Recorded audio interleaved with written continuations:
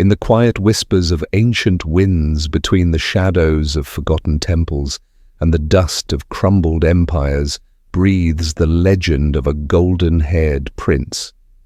A boy born beneath the stars of Macedonia, whose eyes would one day reflect the vastness of conquered lands stretching from the Mediterranean shores to the banks of the Indus.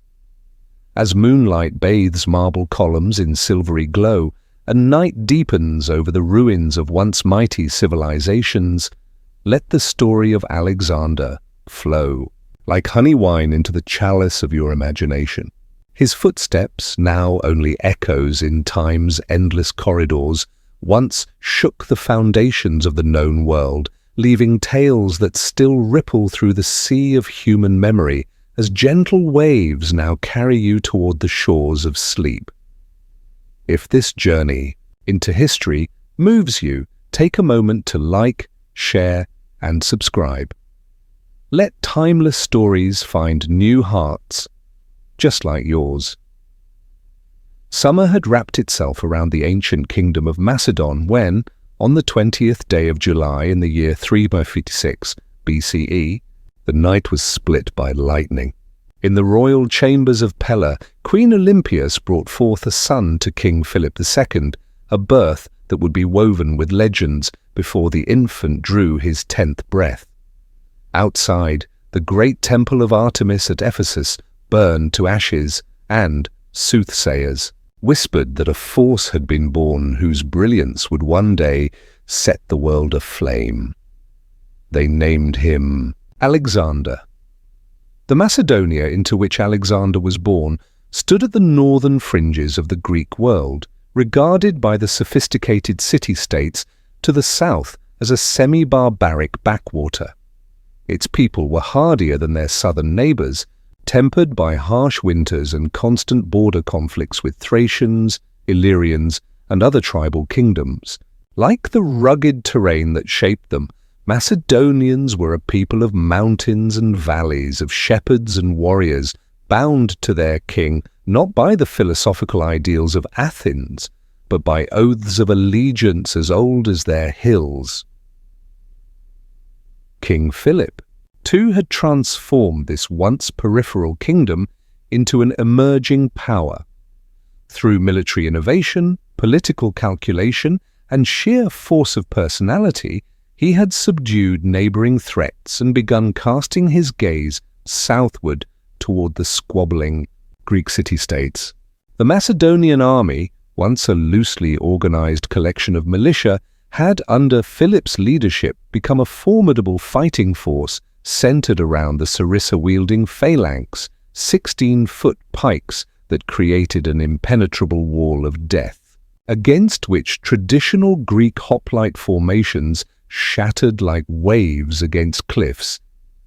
Into this realm of growing ambition came Alexander, a child marked by destiny before he could walk.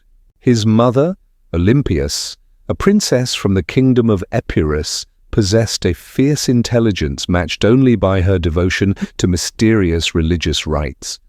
Legends grew around her that she kept serpents in her bed, that she had conceived Alexander, with Zeus himself rather than Philip, that she had dreamt of her womb being struck by thunder on her wedding night. Whether truth or carefully cultivated mythology, such tales placed an aura of divine favor upon the young prince from his earliest days. The palace halls of Pella, where Alexander took his first steps, were adorned with murals depicting hunting scenes and battles, symbols of Macedonian pride. Through these corridors the young prince would run, his quick mind absorbing the stories told by courtiers and visiting emissaries. From his earliest years, Alexander displayed an unusual intensity. While other children played at war, Alexander studied it. While they listened to stories for entertainment, he searched them for lessons. The relationship between young Alexander and his father Philip was deeply complex. Philip recognized in his son a brilliance that surpassed even his own considerable talents, yet also saw in Alexander's intense nature and his mother's influence a potential threat to the stability he had fought to establish. Philip was often absent, campaigning against enemies, securing new territories, negotiating alliances. When present, he was both demanding and encouraging, setting ever higher expectations for his heir. One evening, as twilight wrapped Pella in hues of purple and gold, 7-year-old Alexander was brought before foreign ambassadors at a royal banquet. Rather than offering the expected childish greeting, he astonished the gathering by questioning them about the distances between their homelands, the condition of roads, the dispositions of their armies. The visitors departed, speaking not of Philip's achievements but of his remarkable son. Alexander's childhood unfolded against the backdrop of Macedonia's transformation. As Philip consolidated power and extended influence, Alexander observed the arts of statecraft and war from a uniquely privileged position. The boy who would one day command armies listened carefully to generals discussing tactics in his father's war council. The future ruler of vast territories watched as Philip balanced reward and punishment, loyalty and fear in maintaining control of his expanding kingdom. By age 10, Alexander had developed a passion for Homer's Iliad, sleeping with a copy beneath his pillow, annotated by his own hand.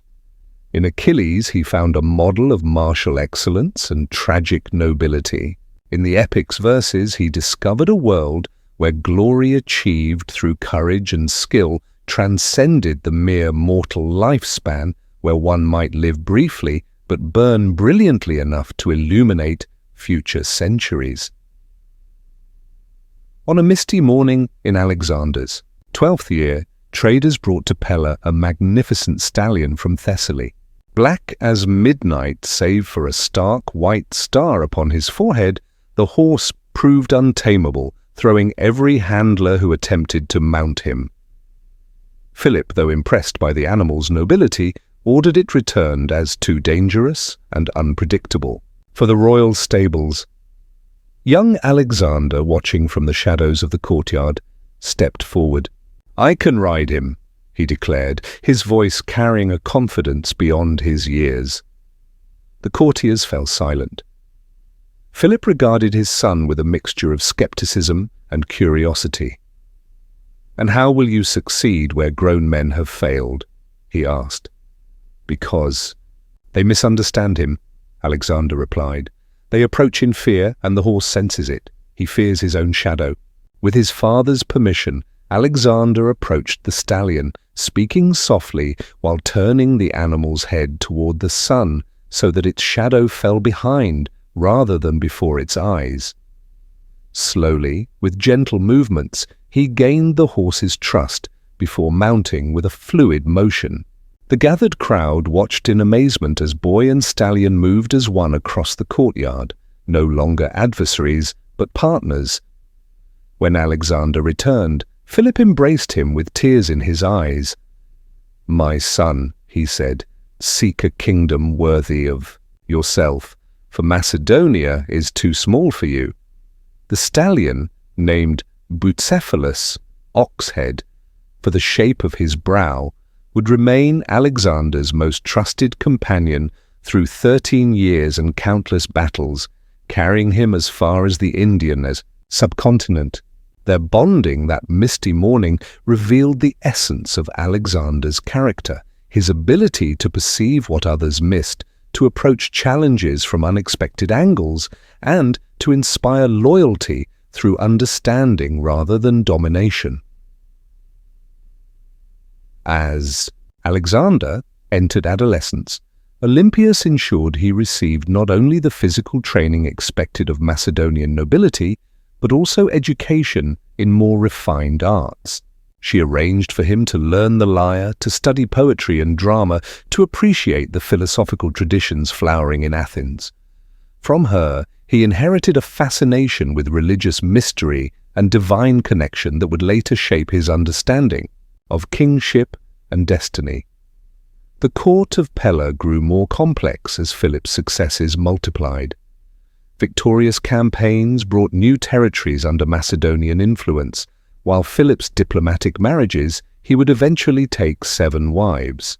For political advantage, created a web of alliances and potential successors. Alexander observed this with increasing wariness, his position as heir apparent seemingly secure, yet potentially vulnerable to his father's pragmatic calculations. In the summer of Alexander's 13th year, Philip made a decision that would profoundly shape both his son's development and the future of the Mediterranean world. He sent envoys to Athens, to the academy founded by Plato, seeking its most brilliant mind as a tutor for the prince. The philosopher who accepted this invitation was Aristotle, himself once Plato's student, and already renowned for his expansive intellect and methodical approach to understanding the natural and human worlds. At the foot of Mount Bermion, nestled among ancient oak groves where nymphs were said to dwell in Macedonian folklore, Philip established a school for Alexander and the sons of noble families. The site chosen was Mieza, a secluded sanctuary where limestone caves opened into sunlit meadows. Here, amid rustling leaves and the distant murmur of mountain streams, Aristotle would shape the mind that would reshape the world. Aristotle arrived in Macedonia as summer ripened toward autumn in 343 BCE. At 42, he had already established himself as one of the foremost philosophers of the Greek world, though his relationship with Athens was complicated by his Macedonian connections. Alexander, not yet 13, approached their first meeting with a curiosity tempered by the natural wariness of youth toward authority. What developed over the next 3 years was not merely an educational relationship, but an intellectual partnership that would influence both men's legacies. The curriculum Aristotle designed for Alexander and his companions was comprehensive beyond conventional standards. They studied logic and rhetoric, essential tools for a future ruler who would need to persuade allies and intimidate enemies through words before resorting to weapons. They explored ethics and politics, examining the ideal forms of governance and the complex question of what constituted a good life. Natural sciences claimed substantial attention, with Alexander developing a particular fascination for biology and the classification of living things. Mornings often began with Alexander and his companions, including Hephaestion, who would become his closest friend and confidant, reciting passages from Homer, analyzing the strategic decisions of Agamemnon, or the moral complexities of Achilles' wrath. Afternoons might find them dissecting animals to understand anatomy, or collecting botanical specimens to study plant structures. Evenings brought philosophical discussions that continued by lamplight long after the sun had set behind the mountains. Aristotle's teaching methods encouraged direct observation and critical thinking rather than mere acceptance of received wisdom. He taught Alexander to question, to seek evidence, to construct logical arguments, skills as valuable in statecraft as in scholarly pursuit. Where other tutors might have simply told the prince what to think, Aristotle showed him how to think. Among the works Aristotle prepared specifically for his royal student was an annotated copy of the Iliad, which Alexander would carry with him throughout his campaigns. But perhaps more significant than any specific text was Aristotle's transmission of a worldview in which knowledge and power were inextricably linked, in which understanding the natural order was essential to mastering it. During these formative years, Alexander absorbed what scholars now call Aristotle's politics of difference, the philosopher's belief that non-Greek peoples were naturally suited to despotic rule, being incapable of the self-governance suitable for Greeks. This perspective would later create tension in Alexander's own thinking as his empire expanded to encompass diverse cultures, leading to innovations in governance that sometimes troubled his Macedonian companions. The relationship between teacher and prince was not without complexity. Aristotle, promoter of the ideal of moderate monarchy contained within Greek cultural boundaries, was helping to educate a youth whose ambitions would ultimately transcend both moderation and Hellenism. Alexander, absorbing his teacher's systematic approach to knowledge while harboring dreams that defied systematic limitation, received from Aristotle tools he would one day use in ways the philosopher might never have intended. Beyond formal instruction, Aristotle imparted to Alexander a profound curiosity about the world, a desire not only to conquer territories but to understand them.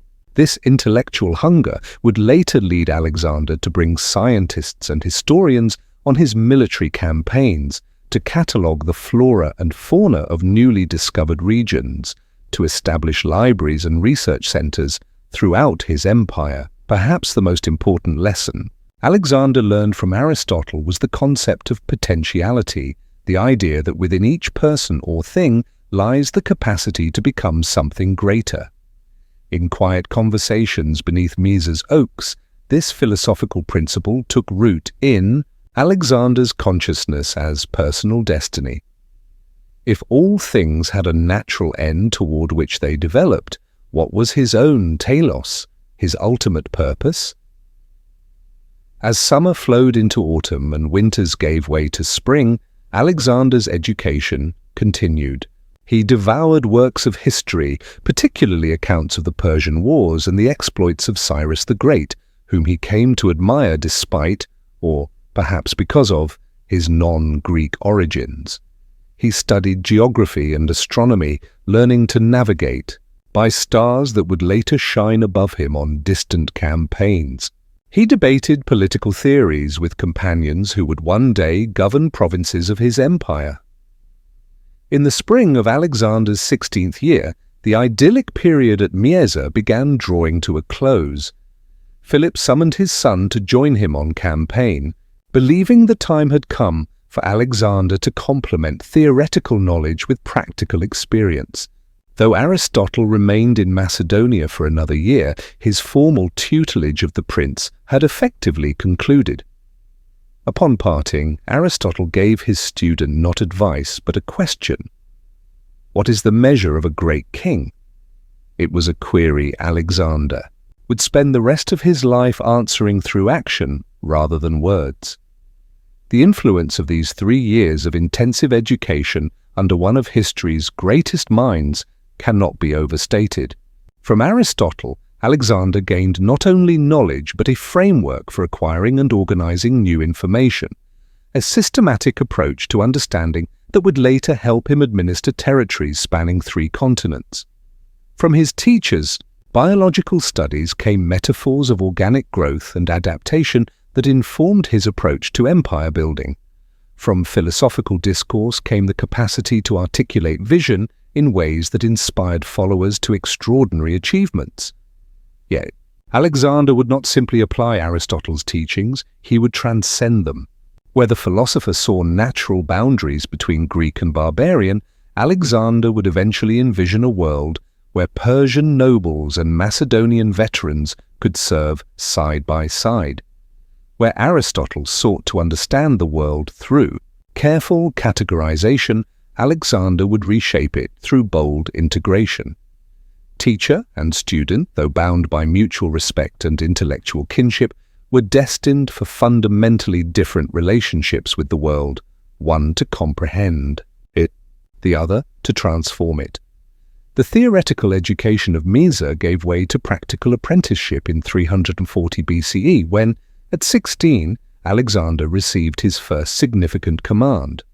Philip, preparing to besiege Byzantium, left his son as regent of Macedonia, a position of tremendous responsibility for one so young. The neighboring Thracian tribe of Mede, perceiving the kingdom weakened by the king's absence, launched a rebellion against Macedonian authority. Alexander responded with decisive swiftness. Gathering available troops, he marched against the Mede, defeated their forces, captured their chief settlement, and renamed it Alexandropolis, the first of many cities that would bear his name. This successful military action revealed not only tactical acumen, but political astuteness. Alexander understood that responding to aggression with overwhelming force would discourage other potential rebels. Upon Philip's return, the king observed his son with new eyes, seeing not a student but a commander capable of independent action. The following year, at the pivotal Battle of Chaeronea, against a coalition of Greek city-states, Alexander would receive a more significant test of his abilities. Dawn broke over the plain of Chaeronea on August 2, 338 BCE, illuminating two armies, poised for a confrontation that would determine the future of the Greek world. On one side stood the combined forces of Athens and Thebes, defenders of the traditional independence of the Poli, the city-states that had defined Greek civilization for centuries. Opposite them waited the Macedonian army under Philip the Hound, representing the rising power from the north that threatened to overturn the established order. Among the Macedonian commanders was 18-year-old Alexander, entrusted with leadership of the left-wing cavalry, a position of honor and tremendous responsibility. The golden-haired prince sat astride Bucephalus, both horse and rider, seemingly calm amidst the tension that precedes battle. Nearby stood the sacred band of Thebes, 300 elite warriors whose reputation for invincibility had endured. For decades, as trumpets sounded across the field, Philip's strategy unfolded with mathematical precision. The Macedonian right wing, under the king's direct command, initially retreated before the advancing Athenians, not in panic, but in calculated withdrawal, creating a gap in the enemy line. Meanwhile, Alexander recognized his moment. With a cry that carried across the battlefield, he led his cavalry squadron in a charge against the Theban ranks, focusing on the hinge between the sacred band and the main force. The thundering hooves of Macedonian horses drove like a wedge into the Greek formation. Alexander, fighting at the forefront, displayed not only courage but tactical brilliance, exploiting the widening gap to encircle portions of the enemy force. As the sacred band stood their ground, forming a defensive circle, the young commander led charge after charge against them. By day's end, the coalition of city-states had been decisively defeated. The sacred band lay slain to the last man. Their legendary reputation ended on Chaeronea's blood-soaked soil. Alexander's leadership had proven crucial to the victory that gave Philip dominance over the Greek peninsula. That night, as fires burned across the Macedonian camp and wine flowed in celebration, father and son should have stood united in triumph. Instead, the victory at Chaeronea marked the beginning of a painful estrangement. In the years following the battle, Philip worked to consolidate his control over Greece through the newly established League of Corinth, a federation of city-states that acknowledged Macedonian leadership while maintaining nominal independence. Alexander, meanwhile, found himself increasingly marginalized from his father's plans. The prince who had proven himself in battle now discovered that military prowess alone did not guarantee political favor. The tensions between father and son reflected broader divisions within the Macedonian court. Philip's multiple marriages had created competing factions, each supporting different potential successors. Alexander's position as heir presumptive, once seemingly secure, appeared increasingly precarious as Philip's relationship with Olympias deteriorated. The breaking point came in 337 BCE when Philip married Cleopatra Eurydice, the niece of his general Attalus. Unlike previous marriages undertaken primarily for diplomatic purposes, this union with a Macedonian noblewoman carried more threatening implications for Alexander's succession. At the wedding feast, an intoxicated Attalus openly called for the guests to pray for a legitimate heir to the throne, a direct insult to Alexander, whose mother's foreign origins had always been a subtle point of contention. Alexander, his honor impugned, threw his drinking cup at Attalus and shouted, "What of me then? Do you take me for a bastard?" Philip, himself deep in wine, drew his sword and lurched toward his son, but stumbled and fell before reaching him. Alexander looked down at his father and delivered the cutting remark that would echo through historical accounts. "Look, men, here is the one who was preparing to cross from Europe to Asia, who cannot even cross from one couch to another." In the aftermath of this public rupture, Alexander and Olympias fled Macedonia, he to Illyria, she to her homeland of Epirus. For several months, father and son remained estranged, communicating only through intermediaries. Philip, recognizing the danger of leaving his most capable heir alienated and potentially drawing support from rival kingdoms, eventually sent the diplomat Demaratus of Corinth to reconcile with Alexander. The prince returned to Pella, but the relationship had been fundamentally altered. Trust, once broken, proved difficult to fully restore. Alexander resumed his duties at court with outward obedience but increasing inner reservation. He watched carefully as Philip prepared for his most ambitious project yet, a punitive expedition against the Persian Empire, ostensibly to liberate Greek cities in Asia Minor, but clearly aimed at expanding Macedonian power eastward. This campaign, which would require Philip's extended absence from Macedonia, raised new questions about succession and authority. Who would govern in the king's absence?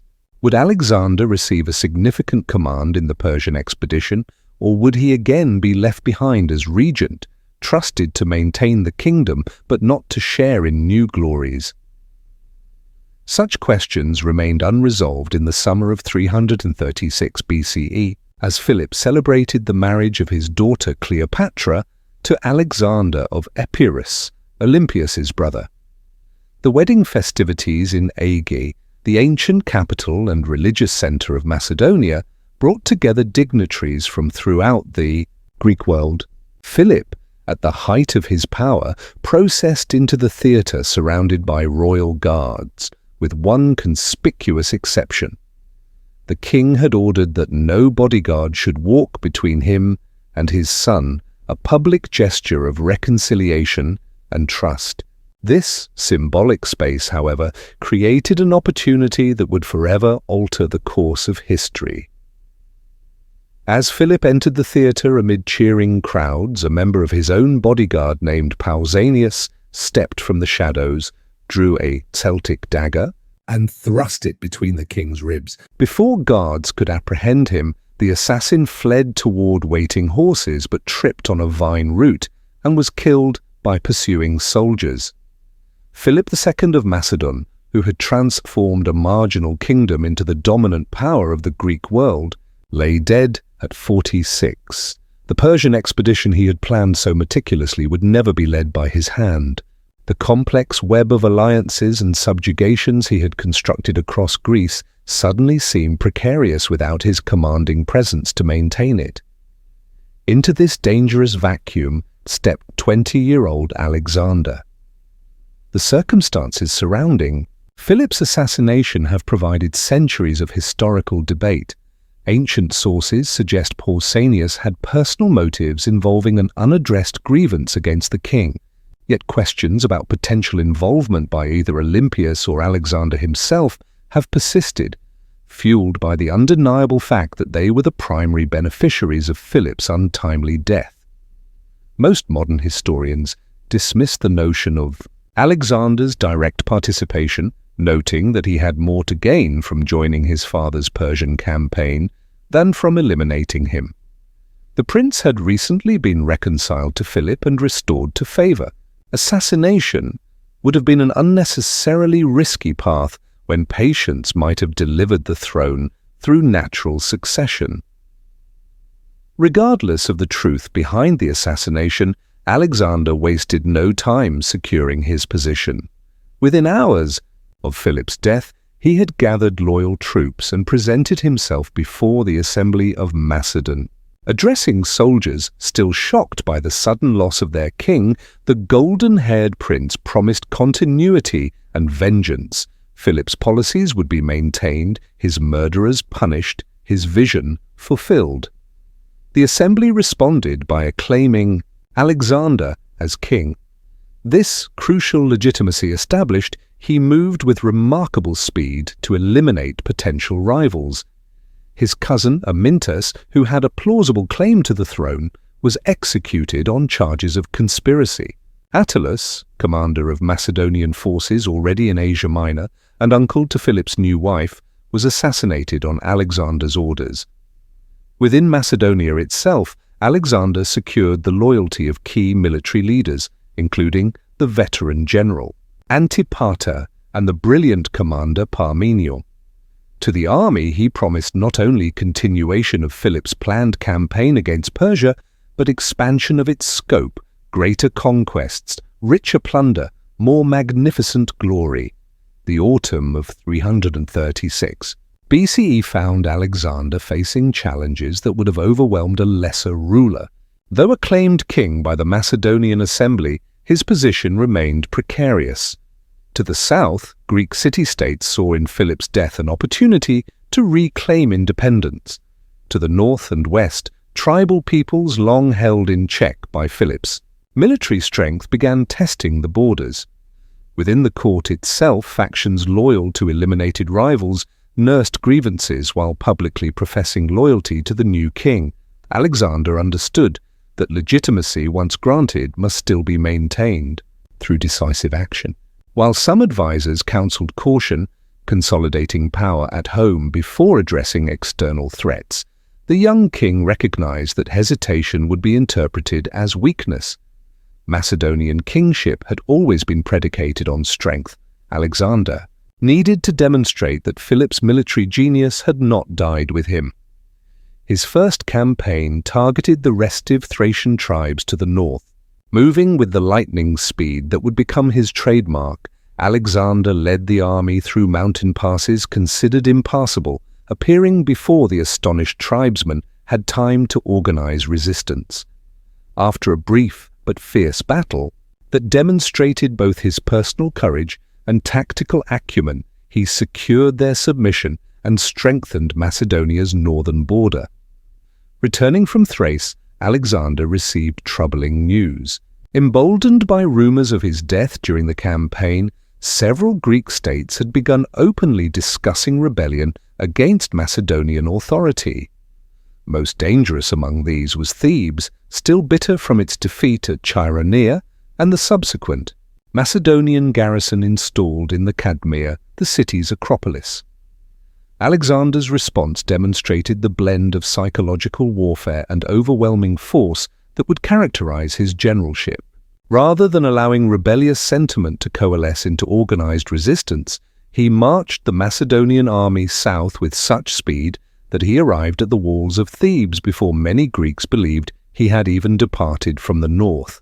Alexander stands with his army before your gates, the young king's envoy announced to the startled Theban assembly. Macedonia offers peace to those who seek it, and overwhelming destruction to those who do not. Choose now. The Thebans, encouraged by Persian gold and Athenian promises of support, made the fatal miscalculation of choosing defiance.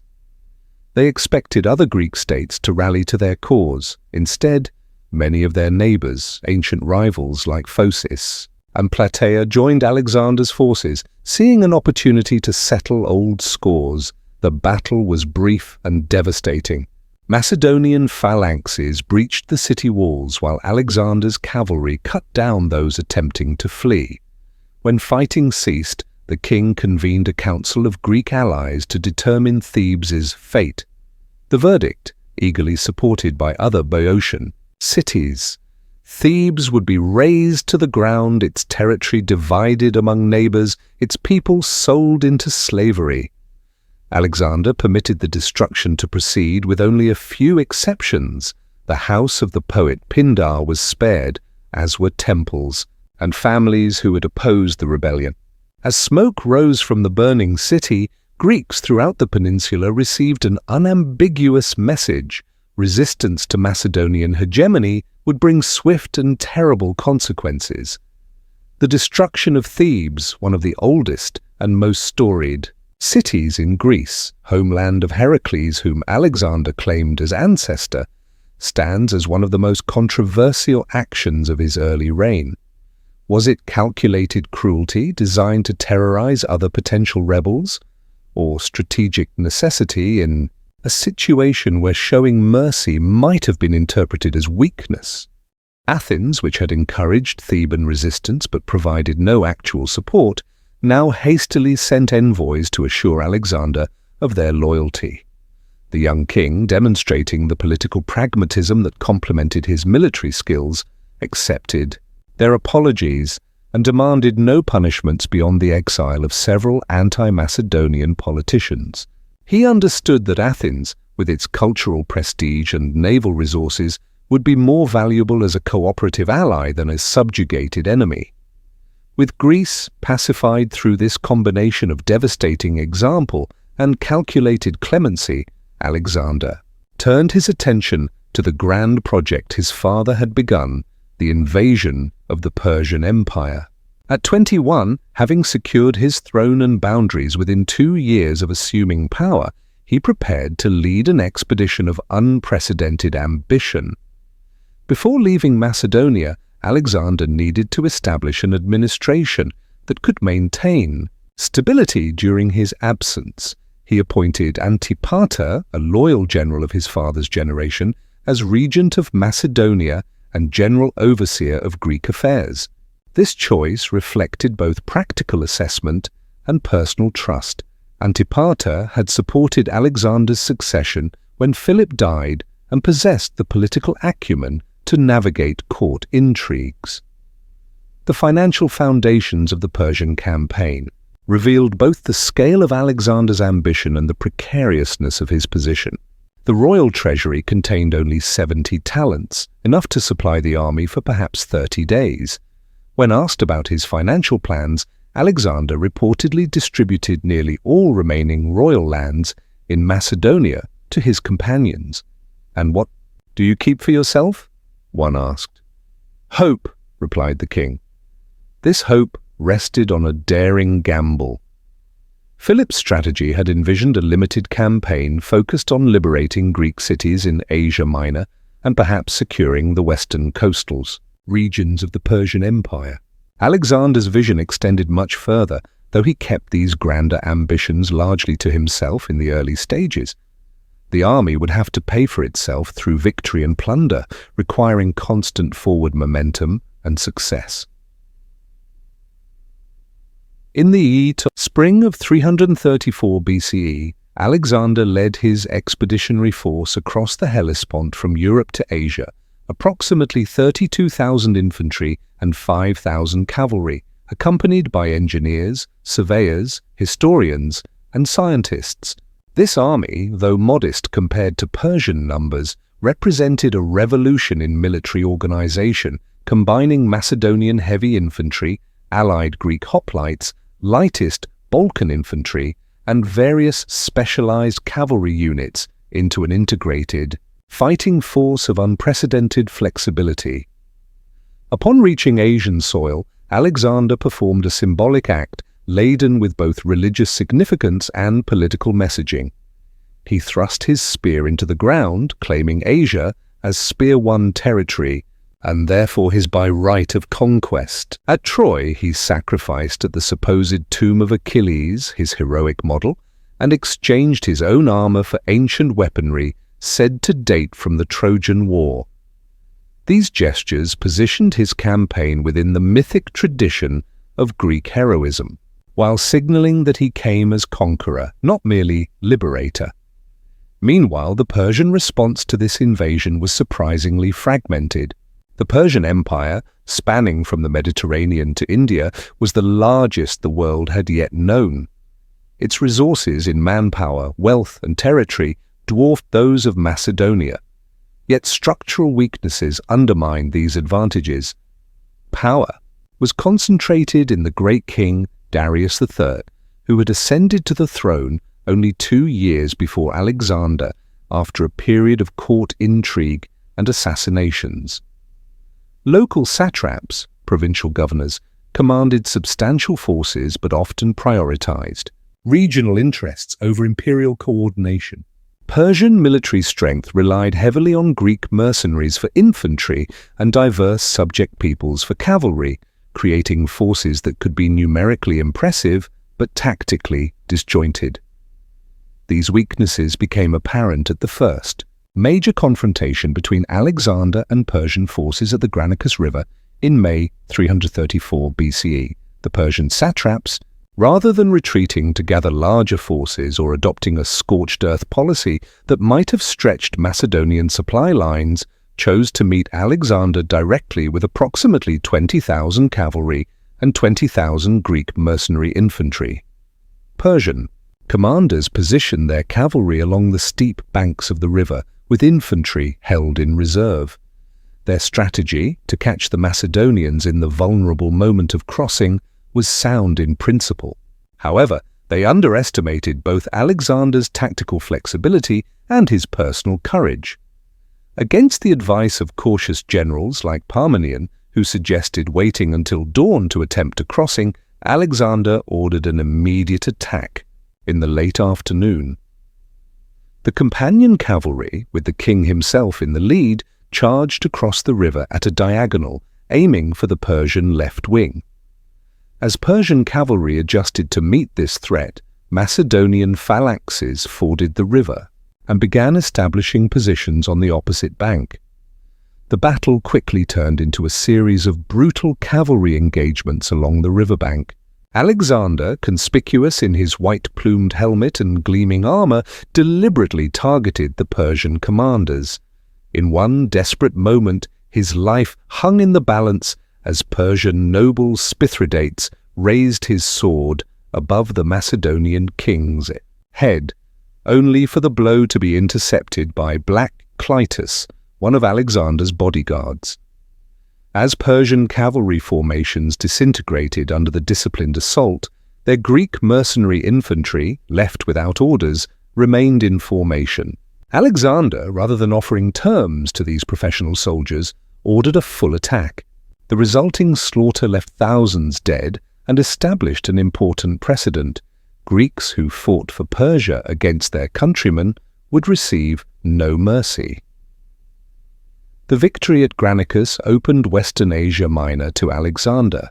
City after city surrendered as he marched south along the coast, overthrowing Persian-supported oligarchies and establishing democratic governments friendly to Macedonia.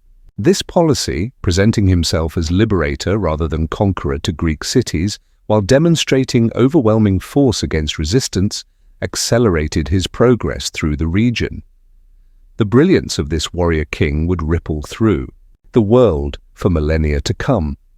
But before Alexander could move forward with his grand vision, he had to solidify his position at home. Philip's assassination had left the kingdom in momentary chaos. While Alexander had secured the loyalty of the army, there were still those who questioned his right to rule, distant relatives with their own claims to the throne, nobles with personal ambitions, and territories within Macedonia that might seek independence during this transition of power. Alexander knew that any sign of weakness would invite disaster. With swift and decisive action that would become his hallmark in future campaigns, Alexander eliminated potential rivals to the throne.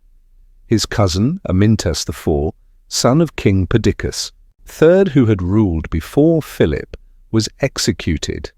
Several noblemen suspected of involvement in Philip's murder met similar fates. The message was clear. Alexander would tolerate no challenges to his authority.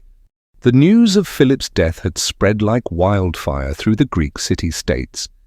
In Athens, the orator Demosthenes, who had long opposed Macedonian influence, openly celebrated. He appeared in public wearing a festive garland, though Philip had been murdered only days before.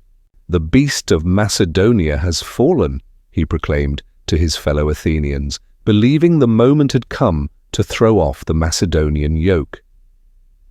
Similar sentiments rippled through Thebes, Sparta, and other polis that had chafed under Philip's dominance. Rebellions stirred in Thessaly, while in Thrace and Illyria, the tribal regions bordering Macedonia that Philip had subjugated, chieftains began to organize resistance. The delicate alliance that Philip had carefully constructed through both diplomacy and force of arms now threatened to unravel entirely. Alexander could not allow this to happen. The Persian campaign that he had inherited from his father depended on a secure homeland and the combined forces of the Greek city-states. With characteristic speed, he marched south with his army before the brewing rebellions could fully form. The young king covered nearly 300 miles in just 13 days, a pace that astounded those who heard of it. When Alexander suddenly appeared at the gates of Thessaly with his forces, the Thessalians, who had been contemplating revolt, hastily reconsidered. Without a single battle, they reaffirmed their loyalty to Macedonia and to Alexander as the new hegemon of the Corinthian League. This pattern repeated itself as Alexander continued his march southward through central Greece. City after city, faced with the reality of Alexander's swift response and formidable army, chose renewed allegiance over resistance. By the time he reached Corinth, most of the opposition had melted away. In Corinth, Alexander convened the Corinthian League, the alliance of Greek states that his father had established after the Battle of Chaeronea. Here, he secured recognition as hegemon, the supreme military commander of the combined Greek forces, just as his father had been. The member states renewed their oaths and commitments to the planned Persian expedition. Only Sparta, proud and independent as ever, refused to participate. The Spartans famously replied that it was their ancestral custom to lead others, not to follow. Alexander, pragmatic in his approach, chose not to force the issue. Sparta, though still renowned for its warrior culture, was no longer the dominant military power it had once been. He could proceed without them. While in Corinth, Alexander visited the philosopher Diogenes the Cynic, who lived in poverty by choice and rejected conventional social values. Finding Diogenes lounging in the sunlight, Alexander asked if there was any favor he could do for the philosopher. "Yes," Diogenes reportedly replied, "stand a little out of my sun." Far from being offended, Alexander remarked to his companions, "If I were not Alexander, I would be Diogenes." This encounter revealed a philosophical dimension to Alexander's character that would surface throughout his life, an appreciation for wisdom and an ability to see beyond the trappings of power and wealth. Having secured the Greek peninsula, Alexander could not rest. Reports came that the Thracian tribes to the north were preparing for rebellion, and the Illyrians to the west were massing forces. These frontier regions had never fully accepted Macedonian rule, and seeing a young, untested king on the throne, they sensed opportunity. In early spring of 335 BCE, Alexander led his army north into Thrace. The campaign was both a demonstration of power and a chance for the young king to gain battlefield experience before facing the Persians. The Macedonian forces pushed deep into the mountainous terrain, subduing tribe after tribe. At one point, Alexander led his men over Mount Haemus, the modern-day Balkan Mountains, where they were ambushed by Thracian tribesmen who had positioned wagons at the summit, planning to roll them down upon the Macedonians as they climbed the narrow pass. With quick thinking, Alexander ordered his men to create paths through which the wagons could pass harmlessly, or, where possible, to lie down with their shields locked above them, forming a human roof over which the wagons rolled. This innovative tactic saved his army and turned a potential disaster into a victory. From Thrace, Alexander swiftly turned westward to deal with the Illyrian threat. Led by their king Clytus, the Illyrians had gathered a substantial force. The ensuing campaign demonstrated Alexander's emerging genius for military strategy. When his army became caught between two hostile forces in difficult terrain, Alexander executed a daring night maneuver, crossing a swollen river and launching a surprise attack that scattered the Illyrian forces. Then, just as Alexander was completing his northern campaigns, devastating news arrived from the south. Thebes had revolted. Encouraged by false rumors of Alexander's death during the Illyrian campaign and financed by Persian gold, the Thebans had expelled the Macedonian garrison from their citadel, the Cadmea. Once again, Alexander responded with extraordinary speed. Covering hundreds of miles in less than 2 weeks, he appeared at the walls of Thebes before the city had time to properly organize its defenses or receive support from Athens or other potential allies. Alexander initially offered terms, willing to forgive the rebellion if the city would surrender and hand over the leaders of the revolt. The Thebans, however, believing they could withstand a siege until other Greek states came to their aid, refused. They taunted the Macedonians from their walls, calling for any who wanted to liberate Greece, along with the great king of Persia, to join them inside. What followed was one of the darkest chapters in Alexander's early reign. When the battle came, it was brief and brutal. The Macedonian forces breached the city walls and fierce fighting erupted in the streets. Macedonian soldiers, along with contingents from other Greek states that had suffered under Theban dominance. In the past, Phocians, Plataeans, and others swept through the city in a frenzy of vengeance. By the day's end, 6,000 Thebans lay dead, and the ancient city, once one of the most powerful in Greece, lay in ruins. The survivors, some 30,000 men, women, and children, were sold into slavery. Only the house of the poet Pindar and those Thebans who had opposed the rebellion were spared. The destruction of Thebes sent shockwaves through the Greek world. Athens, which had been on the verge of supporting the Theban revolt, hastily sent envoys to Alexander pleading for peace. Other city-states that had contemplated rebellion quickly reaffirmed their loyalty. Alexander had made his point with terrible clarity. Resistance would not be tolerated. Some historians have debated whether Alexander intended such thorough destruction or whether the sack of Thebes spiraled beyond his control. Regardless, the political effect served his purposes.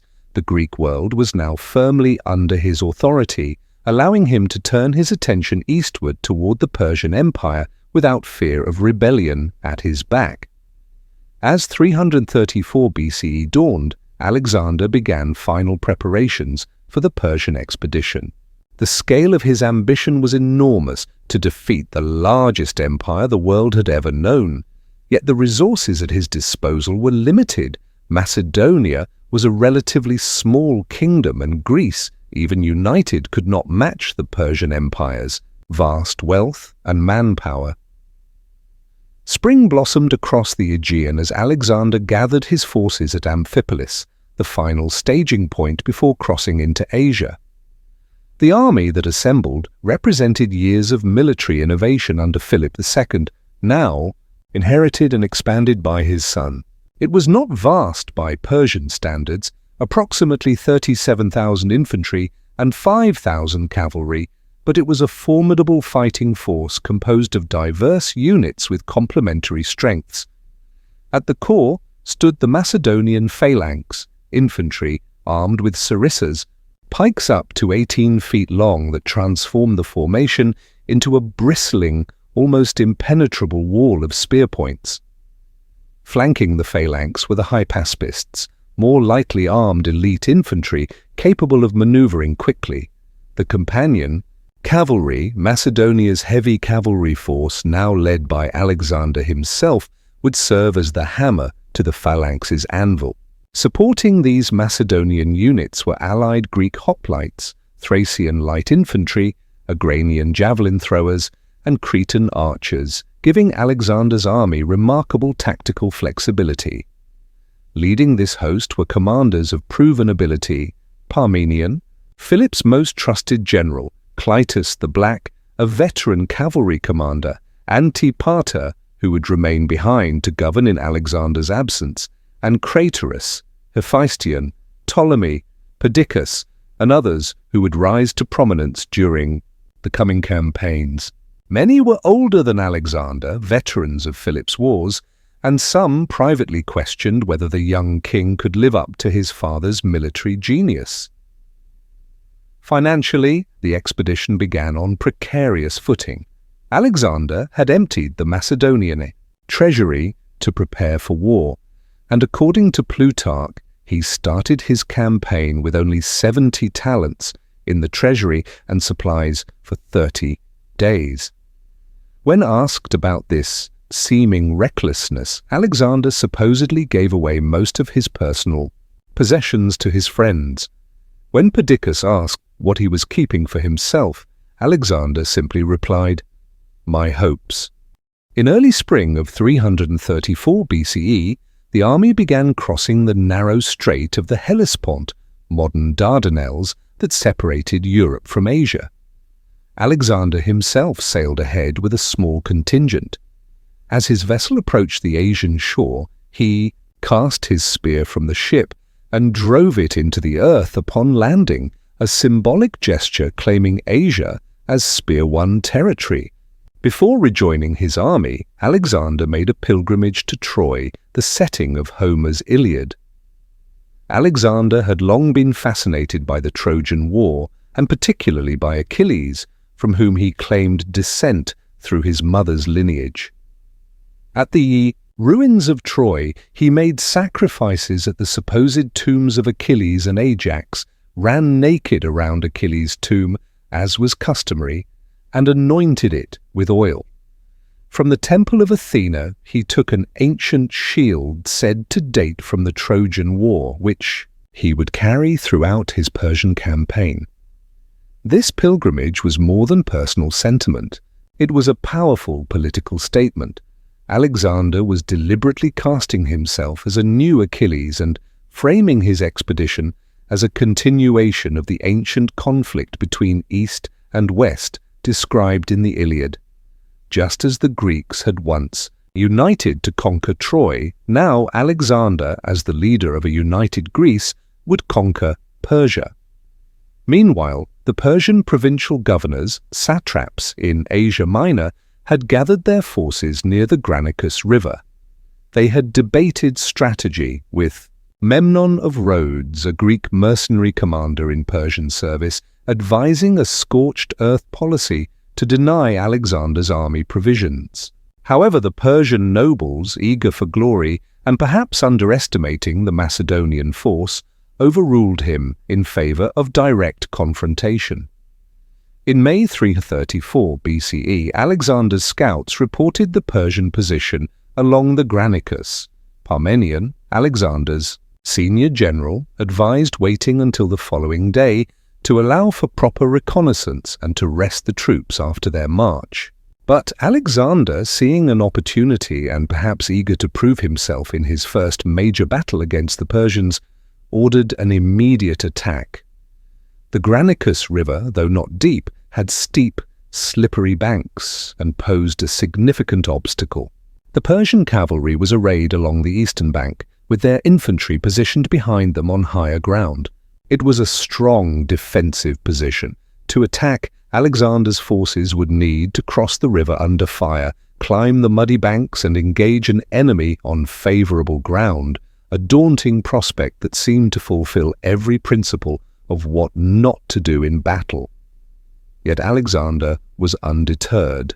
He organized his forces with his right wing under his personal command, while Parmenion commanded the left. Leading a wedge-shaped formation of companion cavalry, Alexander himself was the first to enter the river. The Persian cavalry loosed a rain of arrows and javelins as the Macedonians struggled through the water and up the slippery bank. Close combat erupted along the riverbank as more Macedonian cavalry crossed and engaged. The fighting was chaotic and brutal.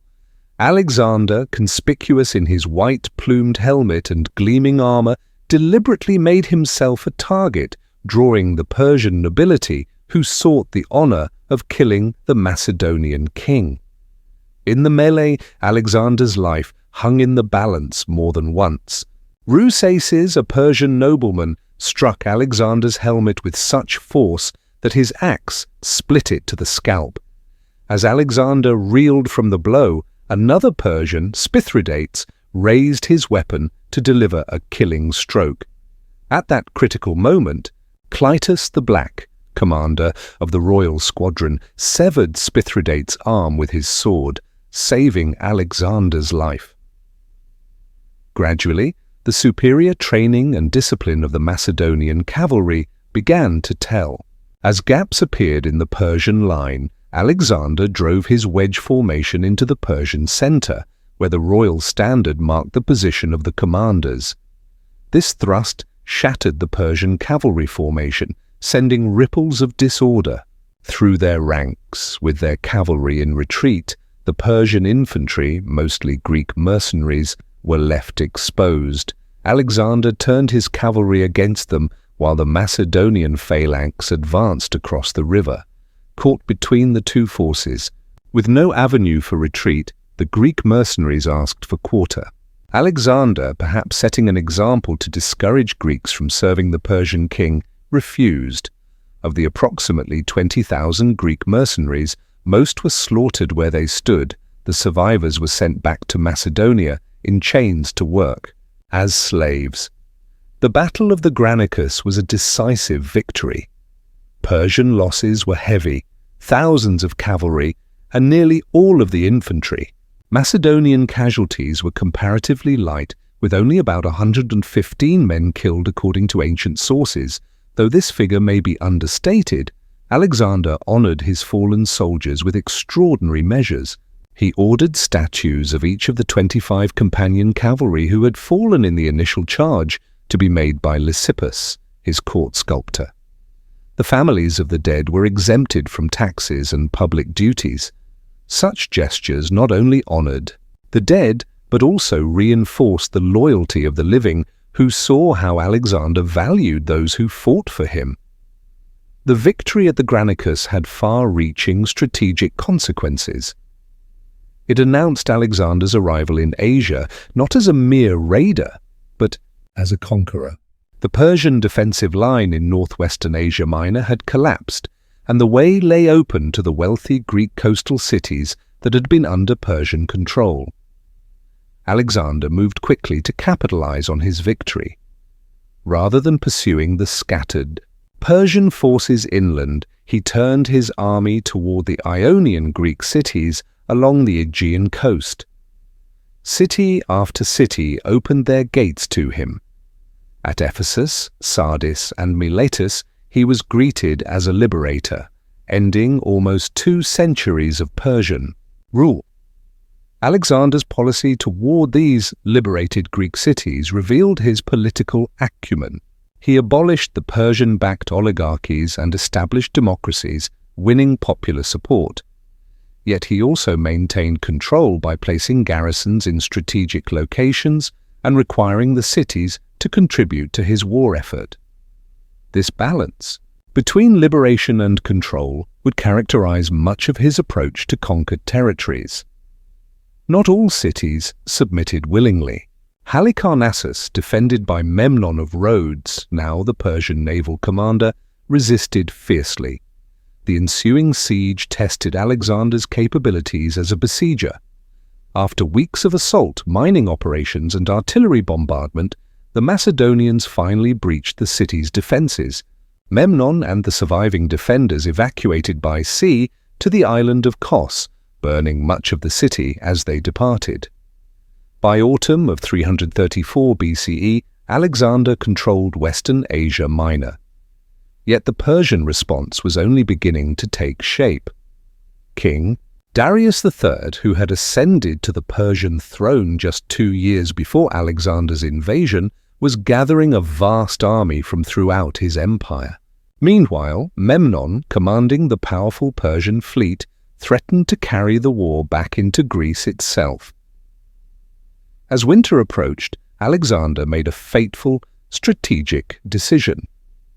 Instead of consolidating his gains and preparing to meet the main Persian army, he divided his forces.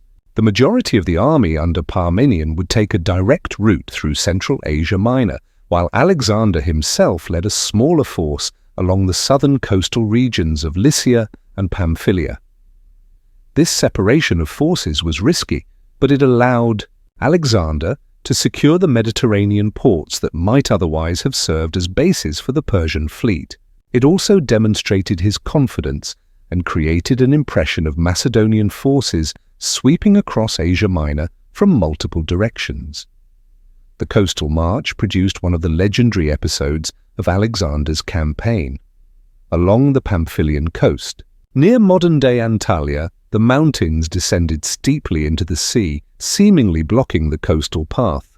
According to ancient accounts, Alexander's timing was either miraculous or carefully calculated. He found the path exposed by a retreating tide and winds, allowing his army to pass between the mountains and the sea. Some of his men reportedly had to wade through chest-deep water. This passage was later mythologized as the sea itself bowing to Alexander's will, though Alexander himself, according to Plutarch, described it matter-of-factly in his letters. Spring 333 BCE found Alexander reunited with Parmenian's forces at Gordium, the ancient capital of Phrygia. Here lay the famous Gordian knot, an intricate knot of cornel bark that fastened the yoke to the pole of an ancient wagon preserved in the palace of King Gordius. According to legend, whoever could loosen this knot would become the ruler of all Asia. Many had tried to untie the complex knot over the centuries, but none had succeeded. Alexander, never one to shrink from symbolic challenges, approached the wagon. After examining the knot and finding no ends to work with, he drew his sword and cut through it with a single stroke. This bold solution, whether historical fact or later embellishment, perfectly symbolized Alexander's approach to obstacles. Where others saw complexity requiring patience, Alexander saw a problem that could be solved with decisive action. The Gordian knot episode spread through the ranks and beyond, further building the aura of destiny that surrounded the young king. For Alexander himself, it reinforced his conviction that he was following a path charted by fate. While at Gordium, news reached Alexander that radically altered the strategic situation. Memnon of Rhodes, the skilled commander who posed the greatest threat to Alexander's campaign, had died of illness. With Memnon's death, the Persian naval offensive lost momentum, relieving the pressure on Alexander's rear and allowing him to push deeper into Asia without fear of a Persian landing in Greece.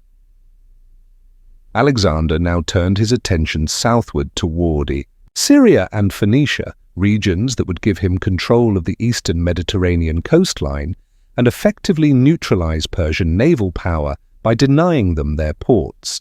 But before he could reach these objectives, he received intelligence that Darius III himself was advancing northward from Babylon with the main Persian army, a force vastly outnumbering Alexander's. The two armies maneuvered for advantage, each seeking favorable terrain for battle. Through an extraordinary twist of fate, or perhaps poor Persian reconnaissance, the armies passed each other in the night. Alexander had marched through the Amanic Gates, a mountain pass in what is now southern Turkey, while Darius had used another pass further north. When Alexander realized his error, he quickly reversed course, racing to meet the Persian force that was now between him and his supply lines. The armies encountered each other near the coastal town of Issus in November 333 BCE. Darius had positioned his forces along the Pinarus River, a small stream flowing from the mountains to the sea. The coastal plain here was narrow, only about 2 miles wide, between the mountains and the sea, neutralizing the Persian advantage in numbers. Still, Darius had assembled well over 100,000 men, including his elite Persian infantry, the Immortals, and Greek mercenaries, positioning them at the center of his line. As the Macedonian army approached, Alexander assessed the battlefield with his characteristic keen eye. He reorganized his forces to extend his line, preventing the Persians from outflanking him. He placed the phalanx in the center, his hypaspists and Agrianians on the right, and the Thessalian cavalry under Parmenion on the left. Alexander himself would lead the companion cavalry on the right wing, the position from which he intended to deliver the decisive blow. Before the battle, Alexander moved among his men, addressing each unit by name, reminding veterans of their previous valor and inspiring newcomers with confidence. To his generals, he emphasized that this day's work would determine the mastery of Asia. The battle began with an advance across the plain toward the Persian positions along the river. As the Macedonian left wing approached the river, Persian cavalry crossed to attack them. Parmenian's orders were to hold firm, not to advance or retreat too far, keeping the Macedonian line intact. On the right, Alexander led his companion cavalry in his characteristic wedge formation, angling toward a perceived weakness in the Persian left. As his forces crashed into the Persian line, the fighting became chaotic and fierce. The Persian forces gave ground before Alexander's assault, creating a gap in their line. Seeing this opportunity, Alexander turned inward toward the center of the Persian line where Darius commanded from his war chariot. This was the heart of Alexander's strategy, to strike directly at the Persian king. In Persian warfare, the death or flight of the king typically meant immediate defeat, regardless of how the battle was progressing elsewhere. As the Macedonian cavalry drove deeper into the Persian ranks, the pressure on Darius mounted. Persian casualties accumulated around the royal chariot as the king's bodyguards fought desperately to protect their monarch. According to accounts, Alexander hurled a spear that killed Darius's charioteer, causing momentary confusion as some Persians believed the king himself had fallen. Facing the imminent collapse of his line and the prospect of personal combat with Alexander, Darius made the fateful decision to flee the battlefield. Mounting a horse, he galloped away, followed by his entourage. As word of the king's flight spread through the Persian ranks, organized resistance crumbled. What had been a battle became a rout. The Persian right wing, which had been pressing Parmenion successfully, broke off their attack when news of Darius's flight reached them. The retreat quickly became chaotic as Persian soldiers sought escape. Through the narrow mountain passes behind their position, many were trampled in the crush. Others were cut down by pursuing Macedonians. In his haste to escape, Darius abandoned his camp, his treasury, and even his family, his mother, Sisigambis, his wife, Statera, and his children. When Alexander entered the royal tent after the battle, he treated the royal women with respect that surprised even his own companions. He assured Sisigambis that her son was alive, though a fugitive, and that she and her family would be accorded all the honor due to royalty. This magnanimity toward the Persian royal family would become part of the Alexander legend, demonstrating that his ambition was tempered with nobility of character. The victory at Issus was complete. Persian losses were catastrophic, tens but thousands dead, with the survivors scattered. Macedonian casualties were comparatively light. Beyond the immediate military triumph, the battle had enormous strategic implications. The Persian army, though still capable of fielding new forces, had been shattered as an effective fighting force. Darius himself had fled eastward, abandoning the western portions of his empire. The Persian heartland, however, remained intact and unconquered. Alexander stood at a strategic crossroads. He could pursue Darius eastward into Mesopotamia, the direct route to the Persian capitals of Susa and Persepolis, or he could turn south to secure Egypt and the eastern Mediterranean coastline. The choice he made revealed his strategic vision. Before pressing deeper into Asia, he would secure his rear and flanks by removing Persian influence from the Mediterranean. After Issus, Alexander detached a force to Damascus to capture the Persian war chest that had been sent there for safekeeping. The mission was successful, securing vast amounts of gold and silver that would finance the ongoing campaign. With his financial position strengthened, Alexander turned his attention to the Phoenician coastal cities. Most Phoenician cities submitted without resistance. Sidon welcomed Alexander as a liberator from Persian rule. Tyre, however, presented a difficult problem. Old Tyre on the mainland welcomed Alexander, but the main city, situated on an island half a mile offshore, refused entry. They offered to remain neutral, but neutrality was not enough for Alexander's purposes. He needed Tyre's naval facilities and resources firmly under his control. What followed was one of the most remarkable sieges in ancient history.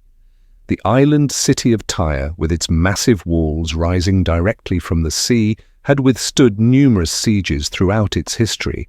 Nebuchadnezzar II of Babylon had besieged it unsuccessfully for 13 years. The Tyrians, confident in their defences and supported by their still potent navy, believed they could outlast Alexander as well.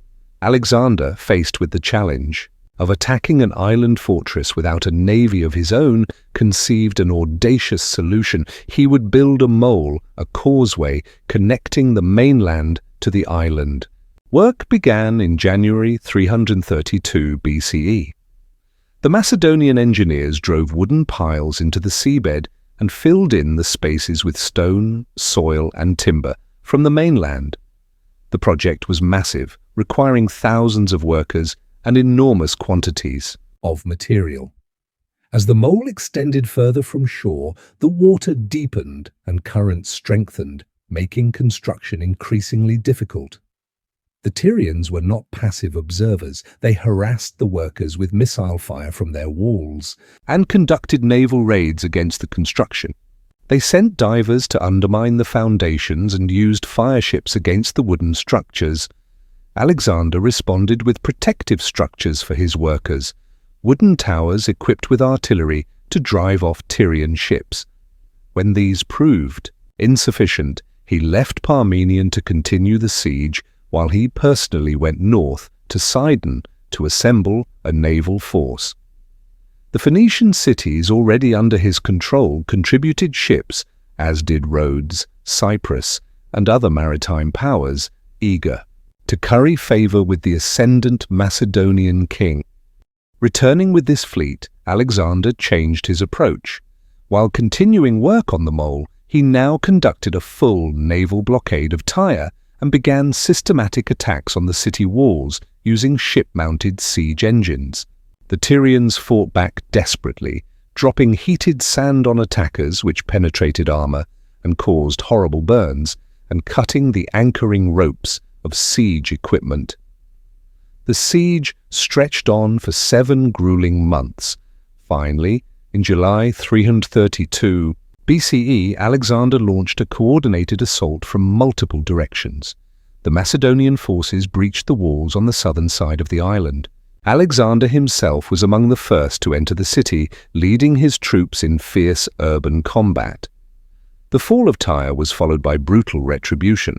Alexander, angry at the prolonged resistance and the execution of some Macedonian prisoners by the Tyrians, authorized harsh measures. Ancient sources claim that 6,000 defenders were killed in the fighting, 2,000 were crucified along the shore as an example, and 30,000 survivors were sold into slavery. Though these numbers may be exaggerated, there is little doubt that Tyre paid a terrible price for its defiance. The conquest of Tyre was a pivotal achievement. Militarily, it demonstrated Alexander's determination and ingenuity in overcoming seemingly impossible obstacles. Strategically, it secured the Phoenician coast and dramatically reduced Persian naval power in the Mediterranean. The psychological impact was perhaps even greater. Word spread throughout the region that resistance to Alexander, no matter how well fortified the position, was ultimately futile. Evenings were spent in quiet discussions about the nature of truth, virtue, and the cosmos, teachings Alexander would later use to justify his grand vision for the world. Days filled with weapons training were complemented by nights under the stars, where Alexander learned astronomy and navigation. Though Alexander was a proud student who often challenged his tutors, Aristotle knew how to channel the young prince's boundless energy and curiosity. He encouraged Alexander to question, to seek, and to dream beyond the borders of Macedonia.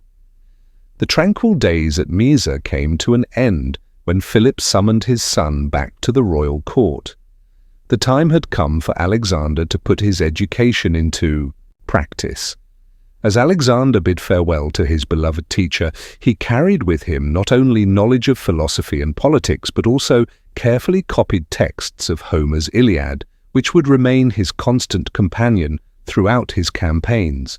The relationship between Aristotle and Alexander would later become strained as Alexander's ambitions grew ever larger. The philosopher who taught moderation watched as his student conquered nation after nation. Yet the seeds planted at Mysa would bloom throughout Alexander's life, in his respect for knowledge, his curiosity about foreign cultures, and his desire to spread Greek civilization across the known world. After the decisive victory at Issus, Alexander stood before a crossroads of possibility. The path ahead stretched into the heart of the Persian Empire, with all its treasures and terrors. Behind him lay the Mediterranean coast, largely secured through blood and diplomacy. The year was 333 BCE, and autumn winds carried the scent of opportunity across the lands Alexander had claimed. Rather than pursue Darius immediately into the Persian heartland, Alexander made a strategic decision that puzzled many of his generals. He would turn south, securing the entire eastern Mediterranean coastline before venturing deeper into Asia.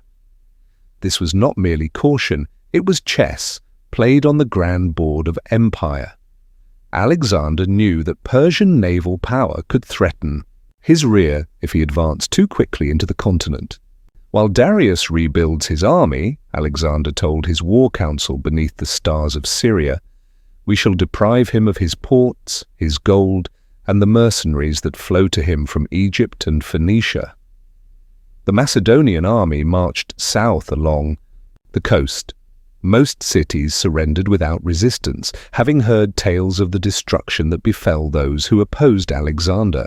But Tyre, an ancient Phoenician jewel built upon an island half a mile from shore, chose defiance. It is an impossible task, whispered some of Alexander's advisers, as they gazed across the water at Tyre's formidable walls. The Tyrians have withstood sieges for years with the sea protecting them. Alexander merely smiled. Then we shall turn the sea into land. What followed was one of the most remarkable feats of military engineering in ancient history. Alexander ordered his men to build a causeway, a bridge of earth and stone, stretching from the mainland to the island city. The initial progress was swift, but as the mole extended into deeper waters, the Tyrians launched increasingly effective counterattacks. Ships would sail close to the causeway, unleashing arrows and projectiles upon the Macedonian workers. The siege of Tyre would test Alexander's resolve as few challenges had before. Days stretched into weeks and weeks into months. 7 long months passed as the causeway inched forward, and Alexander's engineers devised increasingly sophisticated siege weapons. Massive towers were constructed, rolling forward on the newly created land bridge. The Tyrians fought with the desperation of those who knew their fate should the city fall. They sent fire ships against the Macedonian fleet and dropped heated sand on soldiers that would burn through armor and into flesh. They deployed divers to sabotage the underwater foundations of the causeway. In the cool evening air of his tent, Alexander studied maps and dispatches, Frustration occasionally overtook him, and in those moments, closest companions like Hephaestion would find him pacing, reciting passages from Homer to calm his thoughts. Patience, Hephaestion would remind him, is sometimes the greatest weapon. When the causeway finally reached the island walls, the assault began in earnest. The battering rams struck day and night, while catapults hurled stones against the defences. When the walls finally breached in July 332 BCE, Alexander led the attack himself, as was his custom.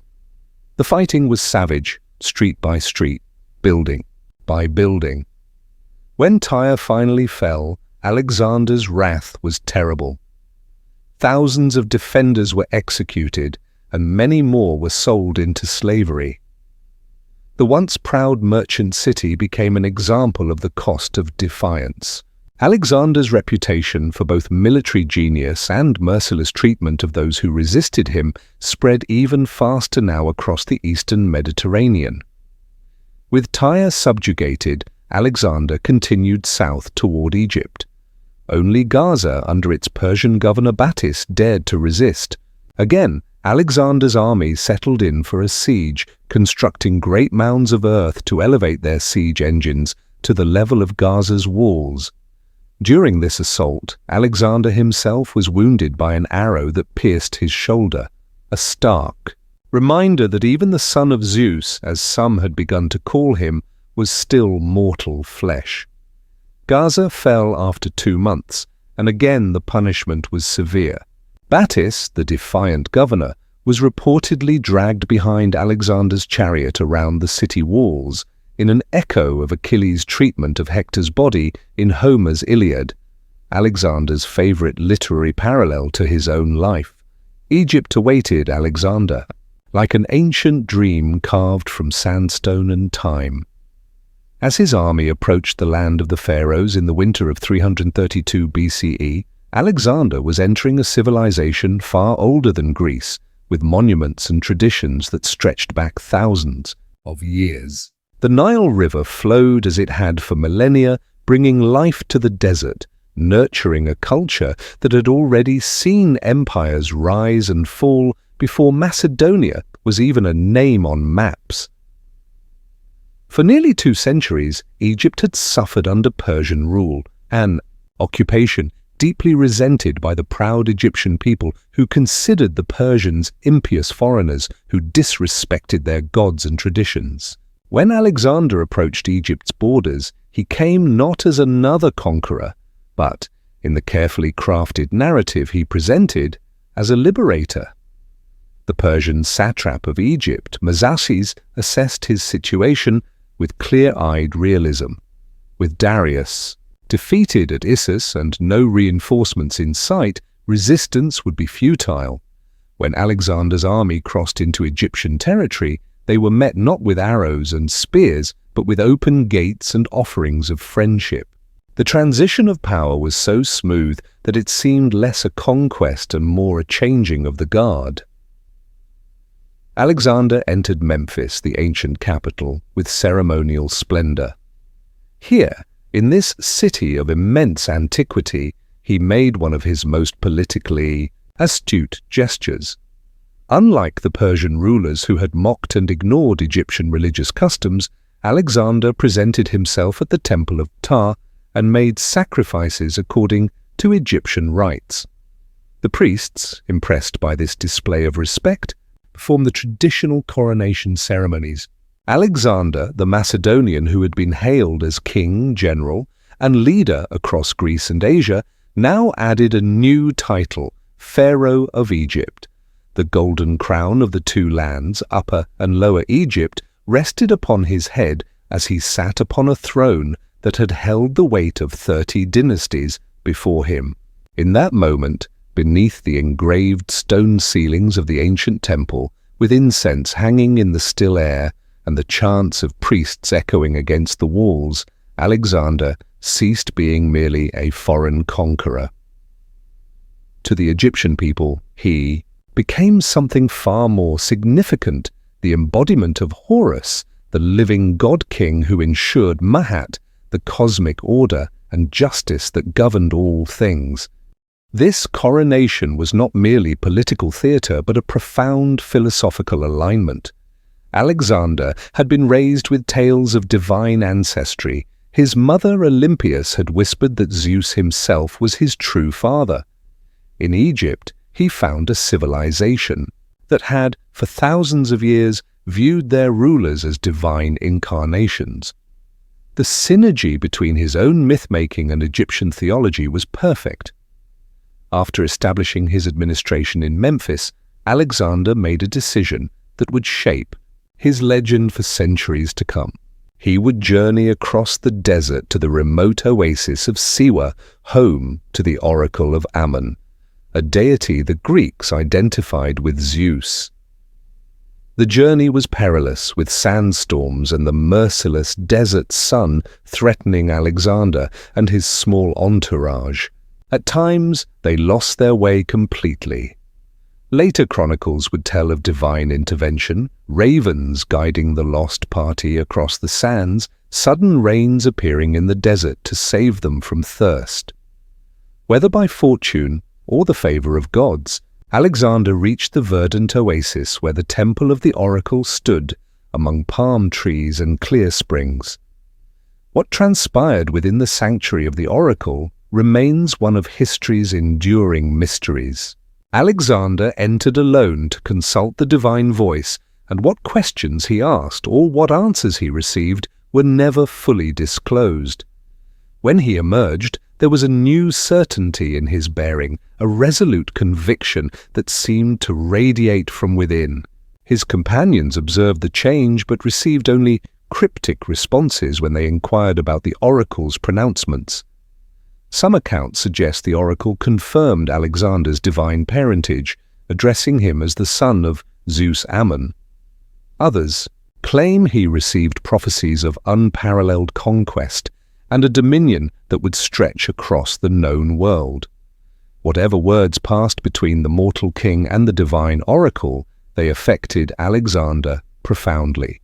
From that day forward, his coins and official iconography increasingly emphasized his divine associations. Upon returning from Siwa, Alexander undertook his most enduring Egyptian project, the founding of a new city that would bear his name, Alexandria. At a carefully selected location on the Mediterranean coast, where a natural harbor offered protection for ships and where the western branch of the Nile provided connection to the fertile Egyptian interior, Alexander himself is said to have traced the outlines of the new city in the sand. The placement was strategic brilliance. Alexandria would serve not only as Egypt's gateway to the Mediterranean world, but as the crucial link between Egypt and Greece. It would become the crossroads where African, Asian, and European cultures would blend into something entirely new, a truly cosmopolitan center for trade, learning, and culture. Here, Alexander reportedly told his architects and engineers as he gazed across the sparkling blue waters of the Mediterranean, "Will rise a city to rival any in the world. From this port shall sail ships laden with the wisdom of Egypt and the goods of all nations, and in this city the light of Greek knowledge shall burn so brightly that it will illuminate the entire world." Alexander would never see Alexandria completed. Construction was only beginning when he departed Egypt in the spring of 331 BCE to continue his campaign against Darius. Yet the city would grow to fulfill his vision, becoming under his successors the greatest metropolis of the Hellenistic world, home to the legendary library and the towering lighthouse, one of the 7 wonders of the ancient world. During his time in Egypt, Alexander had accomplished something remarkable. He had won an entire kingdom without fighting a single battle. Through cultural respect, religious sensitivity, and strategic vision, he had secured not just the territory but the hearts of the Egyptian people. The contrast with Persian rule could not have been starker. And this pattern, conquering through both military might and cultural accommodation, would become his signature approach. As he prepared to leave Egypt, Alexander appointed trusted officials to govern in his absence. Unlike many conquerors, he did not attempt to impose Greek customs on Egyptian civic life. Local laws and religious practices continued largely unchanged. Yet Alexander ensured that the strategic military positions and economic centers were firmly under Macedonian control. The spring winds carried the scent of desert flowers and salt from the Mediterranean as Alexander's army assembled for the next phase of their journey. Beyond Egypt lay the Persian heartland, and Darius, who had spent the intervening months raising a new and vaster army than the one defeated at Issus. The decisive confrontation for the empire still loomed ahead. With Egypt secured and Alexandria's foundations freshly laid, Alexander turned his gaze eastward once more. Darius III, the great king of Persia, had retreated deep into his empire after the defeat at Issus. For more than a year, he had gathered forces from every corner of his vast domains, from the mountains of Armenia to the plains of Bactria, from the Caspian Sea to the Persian Gulf. Reports reached Alexander that this new army dwarfed even the massive force that had fought at Issus.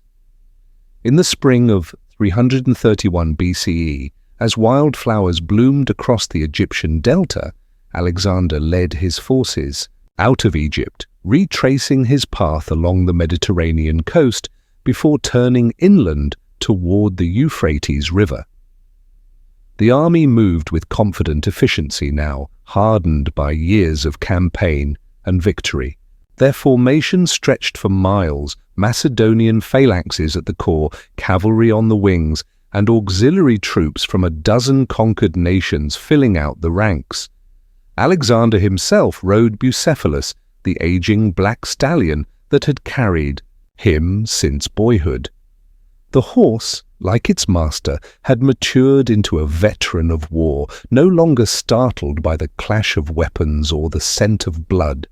Between man and beast existed a connection that needed no reins or spurs, a partnership forged through shared dangers and triumphs. As the army crossed the Euphrates and then the Tigris, they entered the ancient heartland of Mesopotamia, the land between the rivers, where civilization itself had been born thousands of years earlier. The fertile plains were studded with ancient cities whose names echoed in myths and scriptures: Babylon, Nineveh. This was land steeped in history and power, where mighty empires had risen and fallen long before Greece emerged from its dark ages. Scouts brought word that Darius awaited the Macedonian army near Gaugamela on a vast plain. He had personally selected and prepared for battle. The Persian engineers had leveled the ground to create ideal conditions for their scythed chariots and superior numbers. Alexander camped his forces and, as was his custom before major engagements, personally rode out with a small guard to survey the battlefield. From a nearby ridge he gazed across the plain where destiny awaited. The Persian camp stretched to the horizon, a vast sea of tents, campfires, and humanity. Intelligence reports claimed Darius had assembled over 250,000 men, including fearsome cavalry from the steppes, elite Persian immortals, Indian units with war elephants and scythed chariots designed to tear through infantry formations.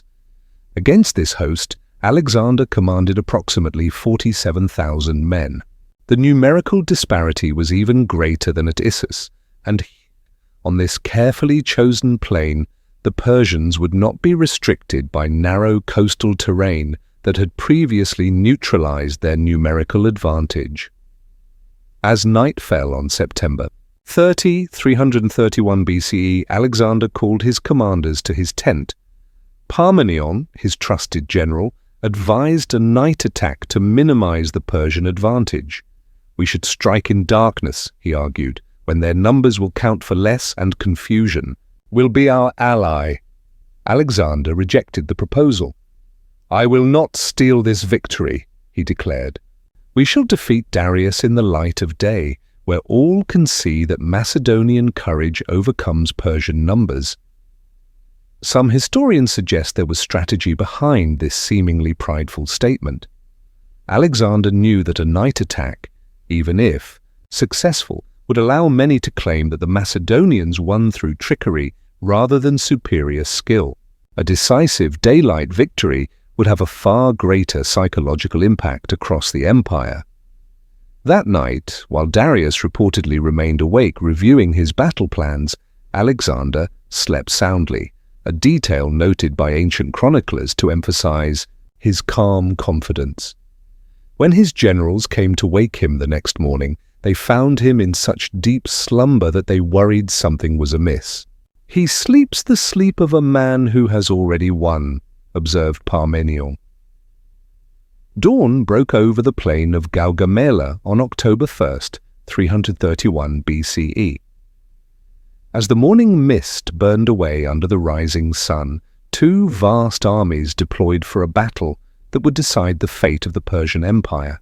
The Macedonians advanced in their distinctive formation, the infantry phalanx in the center, with its bristling forest of sarissas, long spears, flanked by more mobile hypaspist infantry and cavalry units on both wings. Alexander positioned himself with the companion cavalry on the right wing. From this position, he could lead the decisive strike when the moment came. Across the field, Darius took the traditional Persian royal position at the center of his line, surrounded by his elite guard and kinsmen. As the distance between the armies closed, the Persian scythed chariots charged forward. These terrifying weapons had blades extending from their axles, designed to cut down infantry like wheat before a scythe. But Alexander had prepared his troops for this threat. At his signal, the Macedonian lines opened disciplined pathways, allowing the chariots to pass harmlessly through before they were dispatched by javelin throwers specifically positioned for this task. With the chariot threat neutralized, the main battle lines engaged. The noise was deafening, the crash of shield against shield, the screams of the wounded, the trumpeting of war elephants, and the thunderous hoofbeats of thousands of cavalry. Dust rose in choking clouds, turning midday dim as dusk. Alexander had noticed a critical weakness in the Persian deployment. As the battle lines extended, gaps appeared in the Persian left and center. Rather than attacking straight ahead, Alexander led his companion cavalry at an oblique angle, threatening to outflank the Persian left while drawing more of their forces to respond to his maneuver. This created exactly what he had anticipated, a larger gap in the Persian center.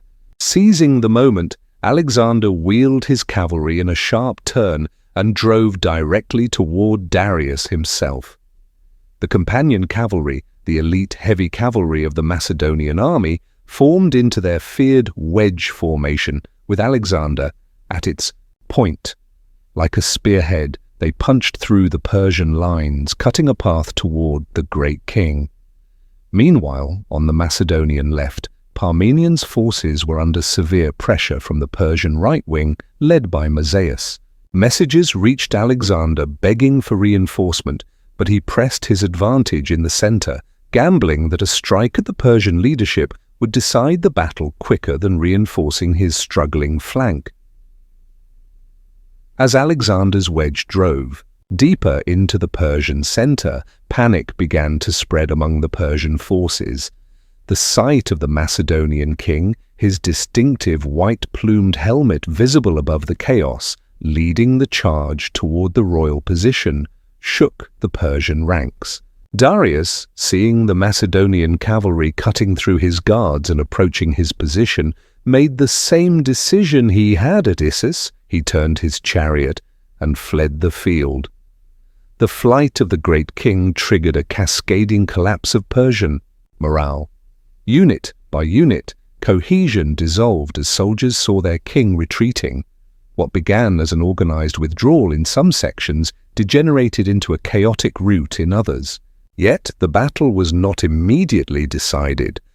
Portions of the Persian army, especially on their right flank, continued fighting fiercely, unaware that their king had left the field. Alexander, seeing Darius escaping, faced the difficult choice between pursuit of the Persian king or returning to help his beleaguered left wing. With the discipline that often tempered his aggressive instincts, he chose to secure the victory at hand rather than chase Darius into the distance. He wheeled his cavalry back and crashed into the rear of the Persian forces that were pressing. Parmenion. By late afternoon, the outcome was no longer in doubt. The plain of Gaugamela, which had dawned with the formations of two mighty empires, was now a chaotic sprawl of victory and defeat, with Macedonian units pursuing fleeing Persians in all directions. When the dust settled and the counts were taken, Persian losses were catastrophic. Ancient sources suggest between 40,000 and 90,000 casualties, compared to perhaps 1,000 Macedonian dead. More significant than the casualties was the strategic outcome. With this decisive defeat, the Persian Empire effectively lost its army and its monarch in a single day, though Darius escaped and would attempt to rally forces in the eastern provinces. His authority as great king was fatally undermined. The great centers of Persian power, Babylon, Susa, Persepolis, lay open to the conqueror. That evening, as Alexander's men plundered the abandoned Persian camp, they discovered the royal tent of Darius with all its luxury intact. The massive pavilion contained the great king's personal belongings, his family furniture, and his bathing vessels filled with scented oils. According to Plutarch, when Alexander entered this opulent tent, he remarked, "This, it seems, is what it is to be a king." Later that night, hearing the sounds of celebration from a nearby tent where Persian captives were held, Alexander asked what occasioned their joy in defeat. He was told they were the mother, wife, and daughters of Darius, who had initially mistaken reports of Alexander using the king's bath and sitting on his throne as signs that Darius had been killed. When they learned the king had escaped, they celebrated despite their captivity. Moved by this familial loyalty, Alexander sent word that they should not fear, they would continue to be treated with the respect due to royalty. "I am not warring against women," he reportedly said. This clemency toward the Persian royal family would prove politically astute, enhancing his image as a legitimate successor rather than merely a foreign conqueror. With the victory at Gaugamela, Alexander claimed the title King of Asia. The ancient power that had dominated the Near East for 2 centuries had fallen to a young man not yet 30 years old. As one Persian nobleman reportedly observed to a captured Greek mercenary, "The gods have given your young king victory over our old one, just as they transfer dominion from nation to nation in their appointed seasons." The road lay open to Babylon, the greatest city of the ancient world, and the prize that would symbolize Alexander's conquest of the Persian heartland. As his army recovered from the battle and prepared for the march south, Alexander could see his destiny unfolding before him. The dream of his father Philip to punish Persia for its past invasions of Greece had been fulfilled and surpassed beyond imagination. Yet Alexander's ambitions had grown far beyond those of his father. Where Philip had envisioned punitive campaigns and perhaps control of Asia Minor, Alexander now saw the possibility of a world empire that would unite East and West under a single ruler.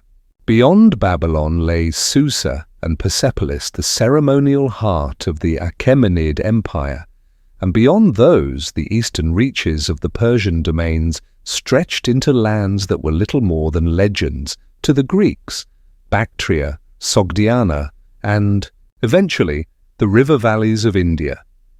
The march toward Babylon began 7 days after the Battle of Gaugamela. As the Macedonian army moved south along the Tigris River, they entered increasingly fertile lands, the legendary Mesopotamia, where civilization had been born. The brutal heat of summer had passed, and autumn brought more moderate temperatures. To the plains between the rivers. The road to Babylon led through groves of date palms and past ancient irrigation canals that had nourished this land since before written history. Villages along the way were abandoned or offered immediate surrender. Word of Gaugamela had spread quickly. The fate of an entire empire had been decided in a single day, and few dared stand before the Macedonian army now. As Alexander's forces approached the legendary city, a remarkable procession emerged from its massive gates. Led by Mazaeus, the Persian governor who had commanded the right wing at Gaugamela and subsequently fled to Babylon, came the city elders, priests in their ceremonial robes, and musicians playing instruments of welcome. Rather than resistance, they offered Alexander the city and its treasures. This peaceful surrender of Babylon, perhaps the most illustrious city in the world at that time, was a moment of supreme significance. For centuries, Babylon had been the prize of conquerors, the jewel that legitimized empires.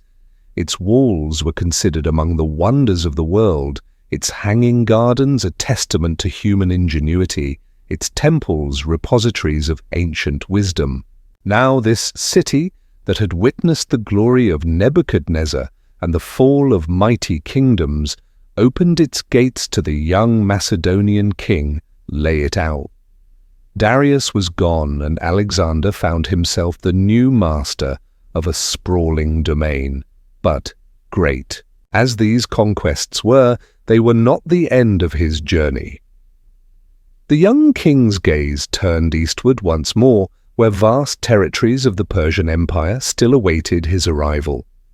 With Babylon, Susa, and Persepolis secured, Alexander's attention turned to the eastern satrapies of the fallen Persian Empire. These distant lands, Bactria, Sogdiana, and the regions bordering the Hindu Kush mountains, were places of mystery and legend to the Greeks and Macedonians. Yet they had been part of the Persian Empire, and Alexander was determined that they would now be part of his. The march eastward began in the spring of 330 BCE as winter's grip loosened on the mountain passes. Alexander led his army through the Persian gates and into the heartland of ancient Persia, the region known as Fars. Behind him lay the smoking ruins of Persepolis, ahead the uncertainty of lands where Greek feet had rarely trodden. As they journeyed through the eastern satrapies, Alexander continued his practice of appointing local governors wherever possible, but placing Macedonians in key military positions. It was a delicate balance, maintaining control while respecting local customs.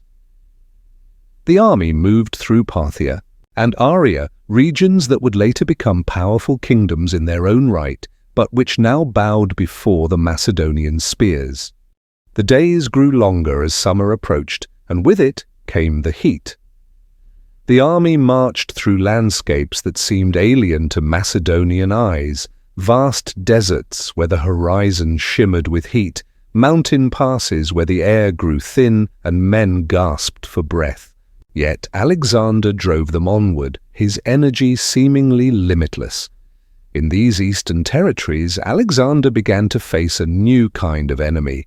Bessus, the satrap of Bactria who had betrayed and killed Darius, now proclaimed himself Artaxerxes V, rightful king of Persia. He rallied those Persian nobles who refused to accept Alexander's rule, presenting himself as the legitimate successor to the Achaemenid throne. Alexander would not tolerate such a challenge. The pursuit of Bessus became his immediate goal, driving his army through difficult terrain at a punishing pace. Some of his men began to question the necessity of pushing ever eastward. They had already conquered more land than any Greek army. in history, but Alexander would not be deterred. "We do not pursue merely one man," he told his officers when they questioned the grueling pace. "We pursue the very idea that the Persian Empire can continue without us. While Bessus lives and claims the throne, our victory remains incomplete." The chase led them across the Oxus River, modern Amu Darya, a mighty waterway that marked the boundary of Bactria. With no boats available, Alexander employed an ancient technique. His men filled their leather tents with straw and dry materials, sealed them tightly, and used these improvised rafts to cross the broad river. It took 5 days for the entire army to make the crossing, but they reached the northern bank without significant loss. Beyond the Oxus lay Sogdiana, a land of fortress cities and nomadic warriors. Here, news reached Alexander that Bessus had been betrayed by his own men. Spitamenes and Dataphernes, once Bessus's allies, had arrested the pretender king and offered to surrender him to Alexander. When Bessus was brought before him in chains, Alexander saw not a king but a traitor. He had the man flogged and his nose and ears mutilated in the Persian manner of punishing usurpers. Later, Bessus would be sent to Ecbatana for execution, his body quartered and displayed as a warning to others who might challenge Alexander's right to rule what had once been Persia. With the death of Bessus, Alexander might have considered his conquest of the Persian Empire complete. He had avenged Darius and eliminated the last claimant to the Achaemenid throne. Yet something drove him onward, some mixture of curiosity and ambition that would not allow him to turn back toward the familiar lands of the West. "There is always more to see," he reportedly told Ptolemy, one of his most trusted companions, as they gazed eastward from a high ridge. "More to know, more to claim for our own." The campaigns in Bactria and Sogdiana proved to be among the most difficult of Alexander's career. Unlike the set-piece battles of the West, where armies met on open plains in formal combat, here he faced guerrilla warfare from mountain tribes who vanished into valleys and caves after lightning raids on his supply lines and isolated units. The terrain itself became an enemy. In the winter of 329 to 328 BCE, his army endured bitter cold in the mountains of what is now Afghanistan and Tajikistan. In summer, they faced scorching heat and dust storms that blinded men and choked horses. Water was often scarce, and what could be found was sometimes brackish or poisoned by retreating defenders. Alexander adapted his tactics, breaking his army into smaller, more mobile units that could respond quickly to threats. He personally led assaults on mountain strongholds considered impregnable by locals. One such fortress, known as the Sogdian Rock, was said to be so high and steep that birds themselves grew tired flying over it. When Alexander called for its surrender, the defenders mockingly asked him if his men had wings. The king selected 300 of his most experienced mountain climbers who, using iron pegs and ropes, scaled the cliffs under cover of darkness. By dawn, they had reached positions above the fortress. The defenders, seeing Macedonians above them, positions they had thought impossible to reach, surrendered in shock and awe. It was after the capture of this fortress that Alexander encountered Roxana, the daughter of a Bactrian nobleman named Oxyates. Her beauty captivated the conqueror, and in 327 BCE Alexander married her in a traditional ceremony that blended Macedonian and Bactrian customs. Unlike his later marriage to Statera, this was said to be a love match, not merely a political alliance. She came to him neither as a prisoner nor as spoils of war, wrote Ptolemy in his history, but as a bride worthy of a king who now ruled both east and west. The marriage symbolized Alexander's growing connection to the east.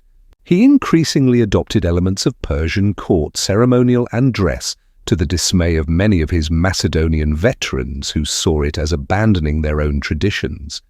Alexander spoke of fusion, of creating something new that was neither fully Greek nor Persian, but a blend of both.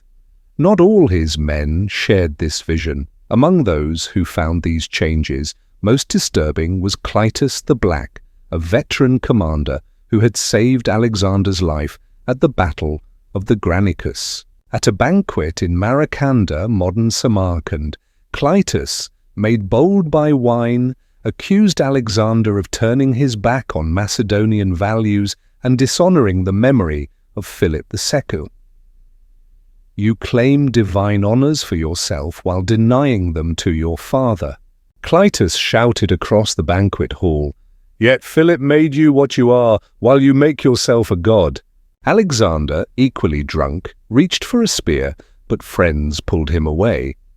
When they later released him, thinking the danger past, Alexander found Clytus still ranting, and in a moment of uncontrolled rage, drove his spear through his old friend's chest. The horror of what he had done struck Alexander immediately. He attempted to turn the weapon on himself, but was prevented by his bodyguards. For 3 days, he refused food and drink, lying in his tent in deep despair, calling out the name of the man he had slain. "What kind of king have I become," he was heard to mutter, "that I kill those who speak truth to me?" The death of Clytus marked a dark turning point. Trust between Alexander and some of his oldest companions began to fray. The king grew more suspicious, more prone to see conspiracies in honest disagreement. When a group of royal pages were found to be plotting against his life, Alexander's response was swift and merciless. The conspirators were stoned to death in the traditional Macedonian manner. More troubling was Alexander's handling of Callisthenes, a philosopher who had joined the expedition as its official historian at the recommendation of his uncle Aristotle himself. Callisthenes had refused to prostrate himself before Alexander in the Persian manner of proskinesis, arguing that such gestures were reserved for gods in Greek culture. Though not directly implicated in the pages' conspiracy, Callisthenes was arrested and died in captivity. His death sent a chill through the intellectual circle that had once surrounded Alexander, and it irreparably damaged the king's relationship with his former mentor, Aristotle. By the spring of 327 BCE, Alexander had largely pacified Bactria and Sogdiana after 2 years of hard campaigning. He had married Roxana, established a network of Greek-style cities across Central Asia, and was ready to push further east. His gaze now turned toward India, a land known to Greeks largely through myth and merchants' tales. The army that departed, Bactria for India, was not the same force that had crossed the Hellespont 6 years earlier. Many veterans had been settled in the new cities founded throughout the empire. Their places were taken by Persian and Bactrian recruits, creating a truly multicultural force. The equipment and tactics had evolved too, with greater emphasis on light cavalry and missile weapons suited to the Eastern style of warfare they had encountered. Alexander's officers studied what reports they could find about India, but reliable information was scarce. They knew of the Indus River and had heard tales of powerful kingdoms beyond the mountains, of strange beasts and fabulous wealth. What lay in reality beyond the Hindu Kush was largely unknown to them. The crossing of the Hindu Kush was arduous. Though it was summer, snow still clung to the highest passes, and the air grew thin as they climbed. Men and beasts struggled for breath. The descent into what is now Pakistan brought different challenges, heat that seemed to rise from the earth itself, and unfamiliar diseases that swept through the camps, claiming lives without the need for battle. Their first significant engagement came at a place called Aornos, a mountain fortress considered impregnable by locals. According to legend, Even the divine hero Heracles had failed to capture it.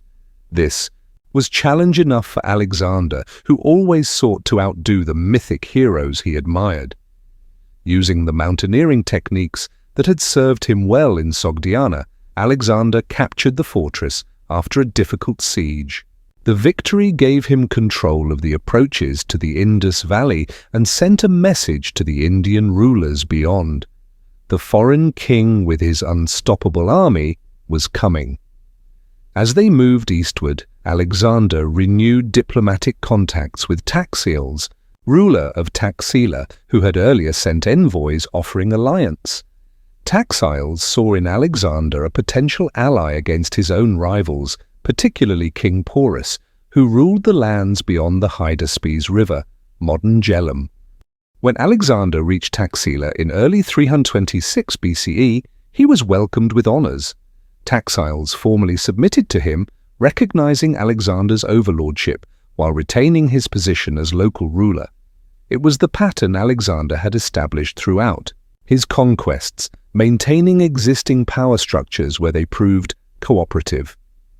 From Taxiles, Alexander learned more about the lands beyond the Hydaspes. Porus commanded a powerful army that included something the Macedonians had rarely faced in significant numbers: war elephants. These living siege engines could break infantry formations with their charge and inspire terror in horses unaccustomed to their scent and trumpeting. "They are like moving fortresses," Taxiles explained to Alexander, "with tusks of ivory and hides no arrow can pierce. When they charge, men and horses flee before them." Alexander listened carefully to these reports. His ability to adapt tactics to new challenges had been a hallmark of his success, and he would need all of that ingenuity to face what awaited him on the banks of the Hydaspes. The army reached the river in late May of 326 BCE, at the beginning of the monsoon season. The Hydaspes, swollen with rains and snowmelt from the mountains, was running high and fast, forming a natural barrier. On the opposite bank, clearly visible to Alexander's scouts, Porus had assembled his forces, infantry, cavalry, chariots, and the elephants about which they had heard so much. Alexander made camp on his side of the river, facing Porus's forces. For days, the two armies watched each other across the waters. Wherever Alexander's forces appeared to be preparing a crossing, Porus would move his elephants to that section of the river. The Macedonian king realized he would need to deceive his opponent to cross safely. Night after night, Alexander ordered small groups of men to raise alarms along different parts of the river, shouting and making preparations as if for a crossing. At first, Porus responded by marching his forces up and down the bank to meet each threat. Eventually, the Indian king grew wise to these tactics and began to ignore the nightly commotion, assuming it to be another feint. This was precisely what Alexander had been waiting for. On a night of heavy rain and thunder that masked the sounds of movement, he took a force of about 5,000 cavalry and 6,000 infantry and moved them upriver, leaving his general Craterus with a large force still visible in the main camp to hold Porus's attention. Alexander's group crossed the river at a point about 17 miles upstream, using boats that had been disassembled and carried in pieces, then reassembled for the crossing. They landed on what they thought was the far bank, only to discover it was actually a large island. Another crossing was required to reach the mainland, made treacherous by the rising waters. "The river rises even as we cross," reported one of his officers, as the water reached chest height for the infantry. "Then we must finish crossing before it rises further," Alexander replied, leading his horse into the churning waters. By dawn, Alexander's force had established a bridgehead on the eastern bank. When news reached Porus, he faced a difficult decision: leave his defensive position opposite Craterus and engage Alexander's smaller force, or maintain his position and risk being caught between two Macedonian armies. Porus chose to split his forces, sending his son with a cavalry detachment to meet Alexander while maintaining his main army opposite Craterus. It was a reasonable decision based on the information he had, but it played into Alexander's strategy of division. The cavalry force under Porus's son was defeated by Alexander's horsemen, with the young prince himself falling in the battle. Only then did Porus move his main army to face Alexander, but by this time the Macedonian king had established a strong position, and Craterus had begun his own crossing of the river. Despite these setbacks, Porus formed his army for battle with impressive discipline. At the center stood his elephants, spaced at intervals with infantry between them. On the wings were his cavalry and chariots. It was a formidable array that gave Alexander's veterans pause as they observed it from across the muddy plain. They had never seen such beasts in battle before, wrote Ptolemy later, and many feared their horses would not stand against them. Alexander's response was to refuse a direct confrontation with the elephant line. Instead of his usual tactic of striking at the center, he focused on the Indian left wing with his cavalry personally leading the companion cavalry in a flanking movement. At the same time, he ordered his mounted archers, Dahai from Central Asia, to harass the elephants with volleys of arrows. The battle that followed was among the hardest fought of Alexander's career. The Indian cavalry on their left wing was pushed back by Alexander's charge, and they attempted to circle behind their own forces to reinforce their right wing. In the confusion of this maneuver, Alexander's cavalry drove into the gap that opened, creating disorder in the Indian ranks. Meanwhile, the elephants, goaded by arrows and pressed by infantry, began to rampage through the battlefield, trampling friend and foe alike. Their initial shock value was tremendous, and several Macedonian phalanxes suffered heavy losses. But as the battle wore on, the beasts grew tired and wounded, their charges becoming less coordinated and effective. The elephants, in their pain and confusion, became as dangerous to their masters as to us, recorded one Macedonian officer. We learned to give them space and then close in when they turned away.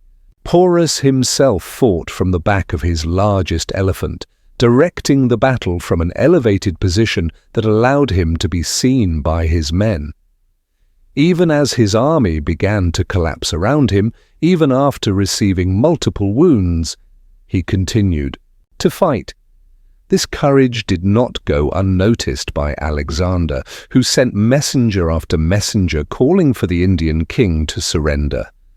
Only when the battle was clearly lost, with most of his force dead or scattered, and his own body pierced by javelins, did Porus consent to dismount from his elephant. Nearly 7 feet tall, according to ancient sources, weakened by blood loss and thirst, the Indian ruler still presented an imposing figure. When brought before Alexander, tradition holds that the Macedonian king asked how Porus wished to be treated. As befits a king, Porus supposedly replied. Alexander, impressed by his enemy's courage and dignity, not only spared Porus but enlarged his kingdom, making him a satrap with authority over lands greater than he had ruled before.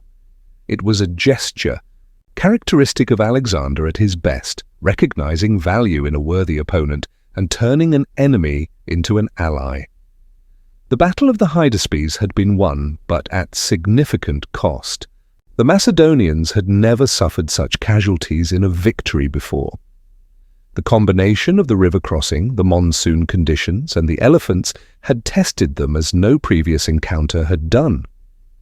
Even in triumph, there was a sense among the veterans that they had reached the limits of what was possible. Alexander, however, looked toward the horizon. Beyond the Hydaspes lay more rivers, the Assicines, the Hydraeotes, the Hyphasis, and beyond those, rumors said, the great kingdom of the Nanda dynasty and the mighty Ganges River. His ambition remained unquenched, his curiosity about what lay beyond undiminished. At the Hydaspes, Alexander founded 2 cities to commemorate his victory: Nicaea, city of victory, and Bucephala, named after his beloved horse Bucephalus, who died there not from battle wounds, but from age and exhaustion. The death of the horse that had carried him since boyhood affected Alexander deeply, for Bucephalus had been more than a mount. He had been a connection to Alexander's youth, to the time before he became a conqueror. "He has carried me farther than my father's kingdom ever stretched," Alexander reportedly said, as he laid out the foundations of the city that would bear his companion's name. After the Battle of the Hydaspes, Alexander pushed his army eastward, crossing the Assassines, modern Chenab, and Hydraotes, modern Ravi, rivers. Each crossing brought fresh hardships, more monsoon rains, more hostile tribes, more unfamiliar diseases that felled men who had survived a dozen battles. Yet Alexander drove them onward, his vision now fixed on the Ganges and the kingdoms that were said to lie beyond. The army encountered and subdued several independent Indian peoples, some who fought fiercely, and others who submitted without resistance. Among the most formidable were the Malians, who nearly cost Alexander his life. During the siege of their main city, Alexander, impatient with progress, seized a ladder and scaled the wall with only 3 companions following him. Before the main army could follow, the ladder broke, stranding Alexander and his 3 guards atop the wall. Without hesitation, the king leapt down into the city, positioning himself with his back against the wall to face the defending Malians. His companions jumped after him, determined not to abandon their king. In the desperate fight that followed, all 3 of Alexander's companions fell wounded, and the king himself took an arrow through his lung. He continued fighting until he collapsed from blood loss. His men, seeing their king fall, went into a frenzy, breaking down the gates and slaughtering the city's defenders in a rage of vengeance. Alexander was carried from the field on his shield, the arrow shaft protruding from his chest, his breathing labored and blood flowing freely. For days he hovered between life and death, while rumors spread through the camp that he had died.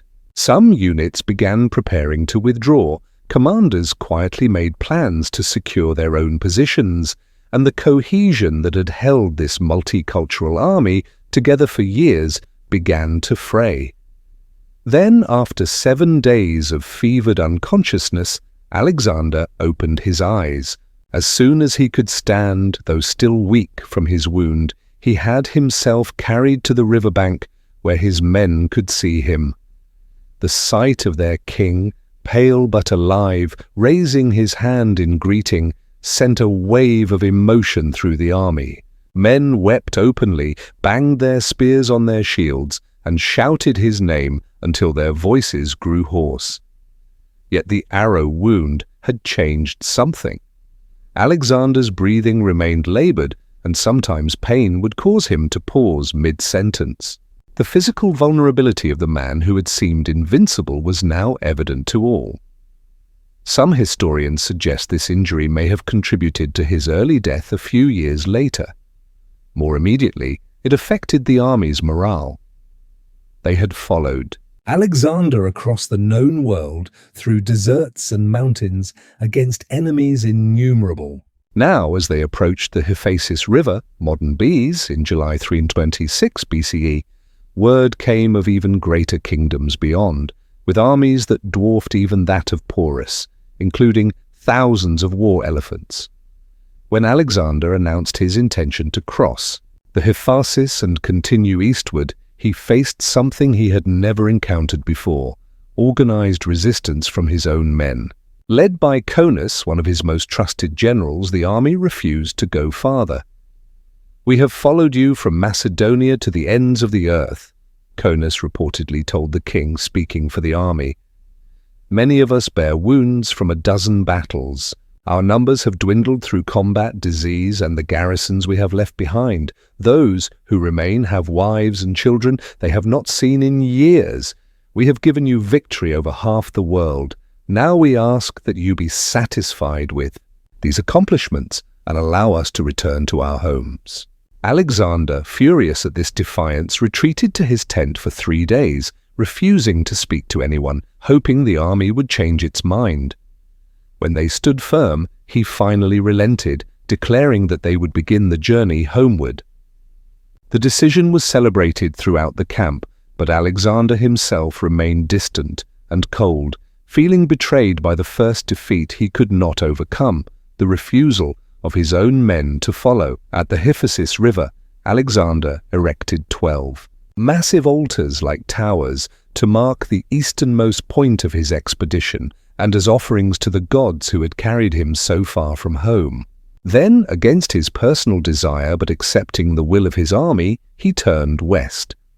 The return journey would not be a simple retracing of their steps. Alexander, still seeking to expand his knowledge and empire, decided they would follow the Indus River south to the ocean, a region completely unknown to the Greeks and Macedonians. The descent of the Indus brought them into contact with more Indian peoples, some hostile, others welcoming. Among the most challenging were the battles against the Oxydraci and Malians, powerful tribes who fielded significant forces against the invaders. It was during one of these sieges that Alexander received his near-fatal wound. As they moved downstream, Alexander ordered the construction of a fleet to carry part of the army by water, while the rest marched along the banks. Nearchus, a trusted admiral, was given command of this naval force, the first significant Macedonian fleet since the disbanding of their navy years earlier after securing the Mediterranean coast. When they finally reached the delta of the Indus in July 325 BCE, Alexander and his men saw the vast Indian Ocean stretching before them. For Greeks and Macedonians, accustomed to the relatively calm Mediterranean, the tides and expanse of the open ocean were awe-inspiring and somewhat terrifying. "The water pulled back from the shore as if by some god's hand," wrote one observer, revealing strange creatures on the sand, only to rush back hours later, flooding the land far inland.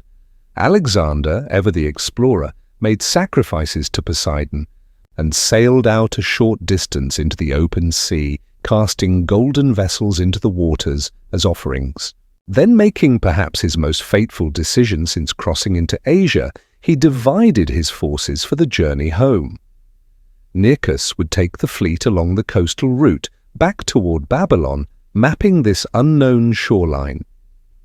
Alexander himself would lead the main army overland through Gedrosia, modern Baluchistan, a desert region of extreme hardship. A third force under Craterus would take a more northerly route through Arachosia and Drangiana, areas they had passed through on the eastward journey. The decision to march through Gedrosia would prove catastrophic. Ancient writers suggest that Alexander chose this route partly to outdo the mythical queen Semiramis and the Persian king Cyrus, both of whom had reportedly lost entire armies attempting to cross this desert. If they had failed, Alexander would succeed, or so he believed. The reality of the Gedrosian desert exceeded even Alexander's capacity to overcome. For 60 days, the army marched through a landscape of nightmare, burning heat by day, bitter cold by night, with little water and less food. Men drank seawater in their desperation and went mad. They slaughtered the pack animals, then the cavalry horses for food. When occasional flash floods roared down from distant mountains, soldiers would rush to drink from the temporary streams, often drowning in their attempt to quench their thirst. Others, weakened by hunger and illness, simply sat down in the sand and could not be roused to continue. They were left where they fell, still alive but without hope of survival. The army that entered Gedrosia could have conquered another empire, wrote Nearchus later. The force that emerged would have struggled to take a village. Modern historians estimate that as much as 3/4 of the force that entered Gadrosia perished in the crossing. It was a self-inflicted disaster greater than any defeat Alexander had suffered in battle, and one for which he bore direct responsibility. For perhaps the first time, his legendary judgment had catastrophically failed him. In December of 325 BCE, the survivors staggered into Carmania, part of modern Iran, where they were reunited with Craterus's force, which had taken the northern route. The contrast between the two groups was stark. Craterus's men were healthy and their equipment intact, while Alexander's force was emaciated, ragged, and haunted by what they had experienced. To revive morale, Alexander organized a days-long celebration, processing through Carmania in the manner of Dionysus, the god who had supposedly made a triumphant journey from India. Men rode in flower-decorated carts, music played constantly, and wine flowed freely. It was a much-needed release after the horrors of Gedrosia, but it could not fully erase the memory of comrades abandoned in the desert. At the coastal city of Salmus, they were further cheered by the arrival of Nearchus and the fleet, which had completed its own difficult journey along the inhospitable shoreline. The admiral reported to Alexander his discoveries of the coastal peoples and features, adding valuable knowledge to Greek understanding of this part of the world. With his forces reunited, Alexander turned toward the heart of his empire. His experiences in the east had changed him, and they had changed his vision for the lands he ruled. No longer was he simply the Macedonian king who had conquered Persia. Now he saw himself as the ruler of a new kind of empire, one that blended east and west, that incorporated diverse peoples under a unified rule. This vision would face its greatest test not on distant battlefields, but in the reactions of his Macedonian veterans to the changes their king had embraced, and in the structures Alexander would need to create to govern the vast territories now under his control. The conqueror would need to become an administrator, the general, a statesman. As the army made its way toward Susa, one of the Persian royal capitals, Alexander's mind turned to these questions of governance.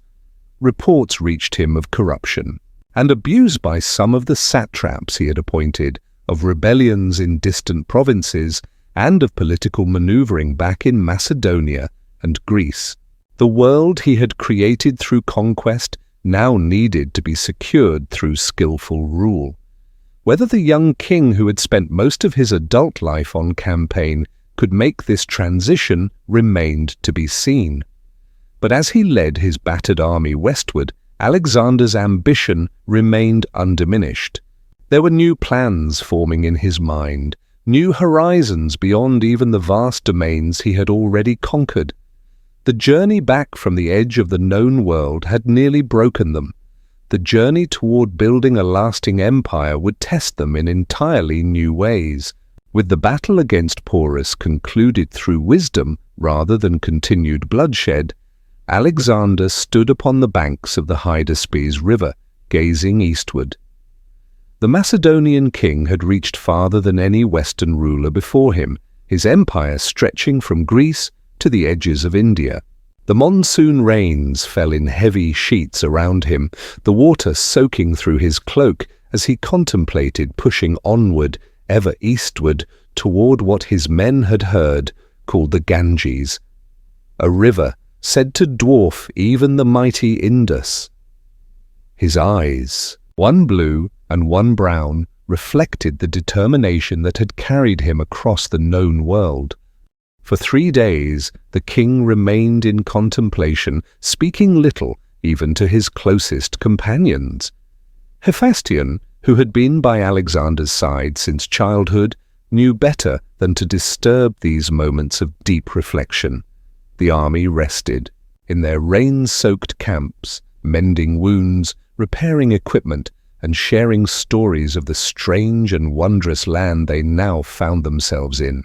Some spoke in hushed tones of home, of Macedonia's green valleys and cool, crisp air, so different from the oppressive humidity of India during monsoon season.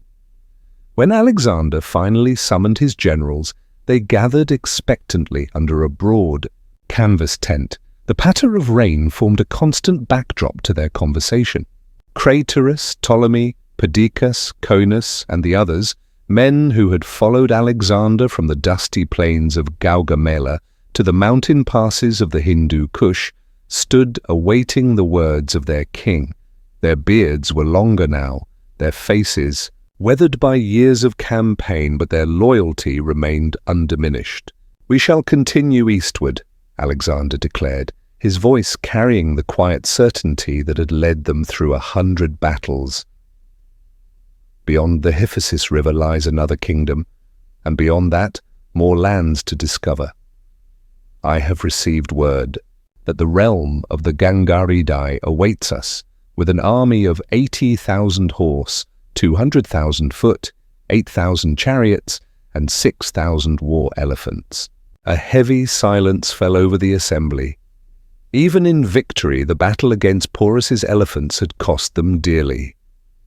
The thought of facing 6,000 such beasts stirred unease among even the most stalwart of Alexander's companions. For 7 years they had marched with their king from the shores of the Mediterranean to the mountains of the Hindu Kush, and now to the rain-soaked plains of the Punjab. Many had wives they had not seen in years, children they had never met. It was Conus, respected among the men for his plain speaking, who finally stepped forward. "My king," he began, his voice respectful but firm, "your men have followed you to the edges of the world. They have crossed deserts and scaled mountains, fought in blazing heat and freezing cold. They have given you victory after victory, but now they are weary. Their armor is worn thin, their shields splintered. Many have wounds that will never fully heal." Alexander's expression remained unchanged, but those who knew him best could see the slight tightening around his eyes. Conus continued, emboldened by the silence of the other generals who stood in tacit agreement. "Consider, Alexander, that your father Philip conquered without exhausting his men.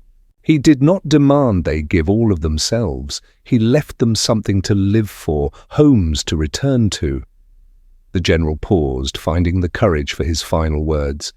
"Even the ocean must have its shore, the greatest river its source. If there are indeed more lands beyond these, perhaps they are meant for future campaigns with fresh soldiers. Allow these men who have made you master of the world to see their homes once more." Alexander dismissed the council without a word, retreating to his tent for 3 days and nights. He refused food and company, emerging only on the 4th morning. The rain had ceased, and a pale sun filtered through lingering clouds as the king called together not just his generals this time, but the entire army. Standing before them, Alexander spoke of glory yet to be won, of lands still unconquered, of how the greatest achievements were still before them. His voice carried across the assembled ranks, but the usual spark that ignited their spirits was met with silence. These were men who had marched beyond the boundaries of maps, who had defeated the greatest empire the world had ever known. They had given Alexander everything, and now, at the banks of the Hyphasis River, they had nothing more to give. When the sacrifices for crossing the river proved unfavorable, a convenient omen for those who wished to return home, Alexander finally accepted what his heart had already known. They had reached the limit of their journey eastward. With characteristic decisiveness, he ordered 12 massive altars built on the banks of the Hyphasis, monuments to mark the farthest reach of his conquest, one for each Olympian god. These towers of stone rose higher than the tallest city walls, visible for miles across the flat plains, a testament to all who would come after that Alexander of Macedon had stood upon this spot. As the last stones were laid, Alexander gazed beyond the river toward lands he would never see. The wind carried the scent of distant spices and unknown flowers.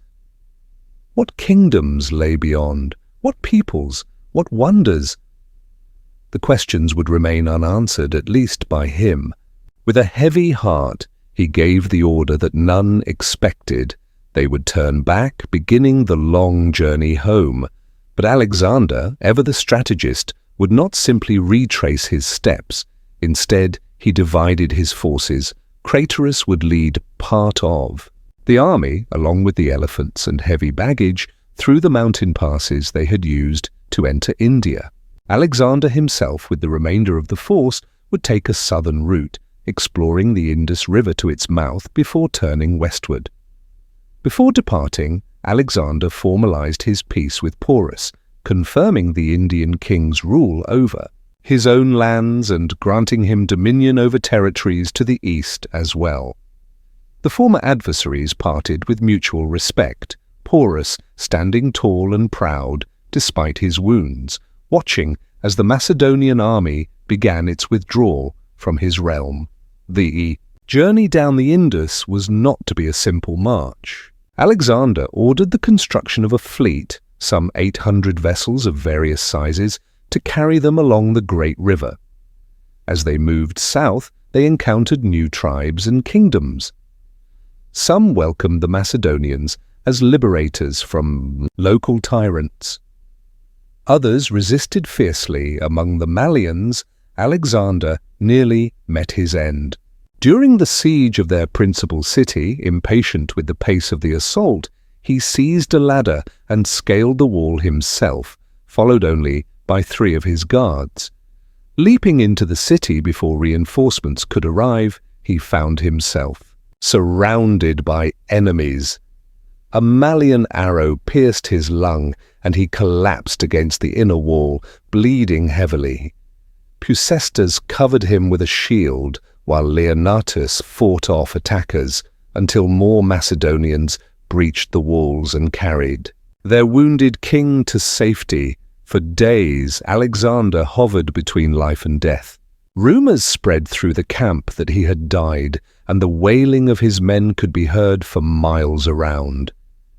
When Alexander finally regained consciousness, he was carried outside on his bed, so the army could see that he lived. The sight of their king, pale and weakened but alive, brought tears to the eyes of hardened soldiers. Alexander raised his hand in greeting, and a great cheer rose from the assembled troops, echoing across the Indus Valley. Recovery was slow and painful.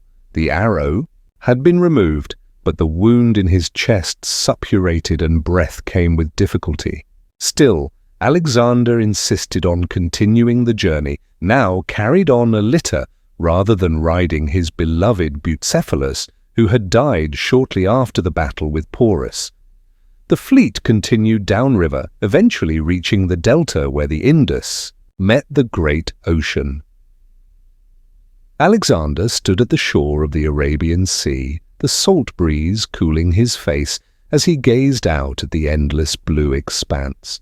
This was not the end of the world, as some had claimed, but the beginning of another journey. He dispatched Nearchus to command the fleet on a voyage of exploration along the coastal waters, while he prepared to lead the army overland through Gedrosia, modern-day Baluchistan, a route no large force had ever successfully traversed. The decision to cross the Gedrosian desert would prove to be one of Alexander's most costly. Perhaps it was hubris that drove him, a desire to succeed where the legendary Queen Semiramis and Cyrus the Great had failed. Perhaps it was the need to remain near enough to the coast to support Nearchus and the fleet. Whatever the reason, the consequences were devastating.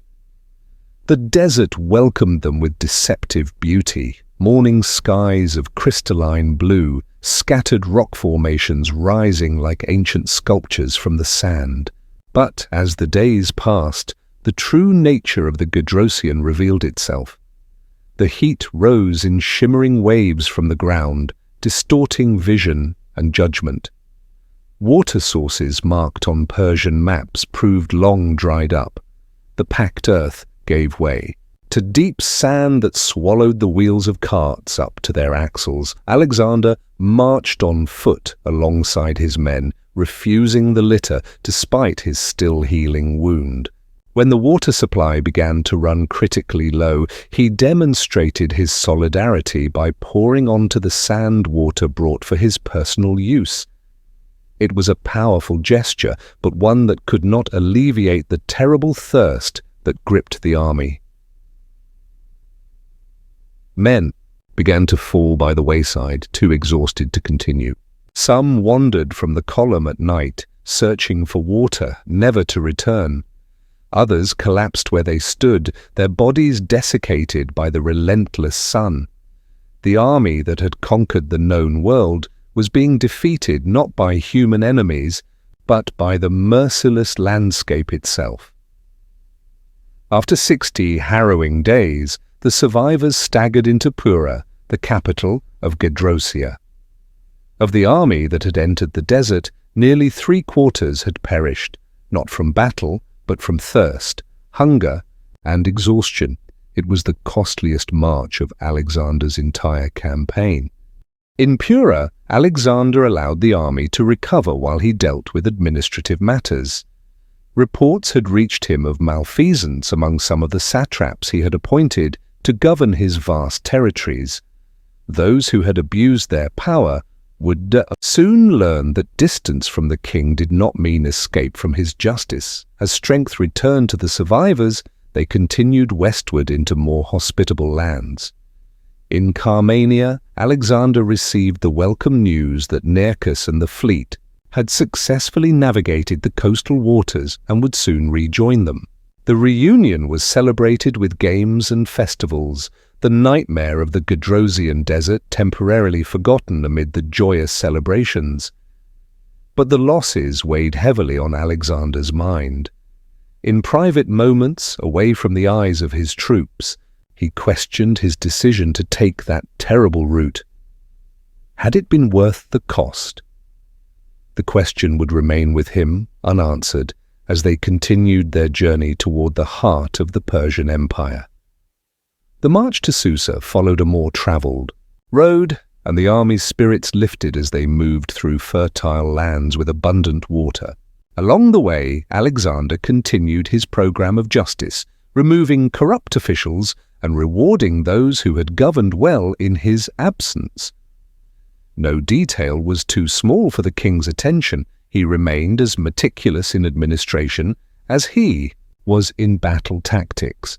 In the spring of 324 BCE, Alexander reached Susa, one of the royal capitals of the Persian Empire.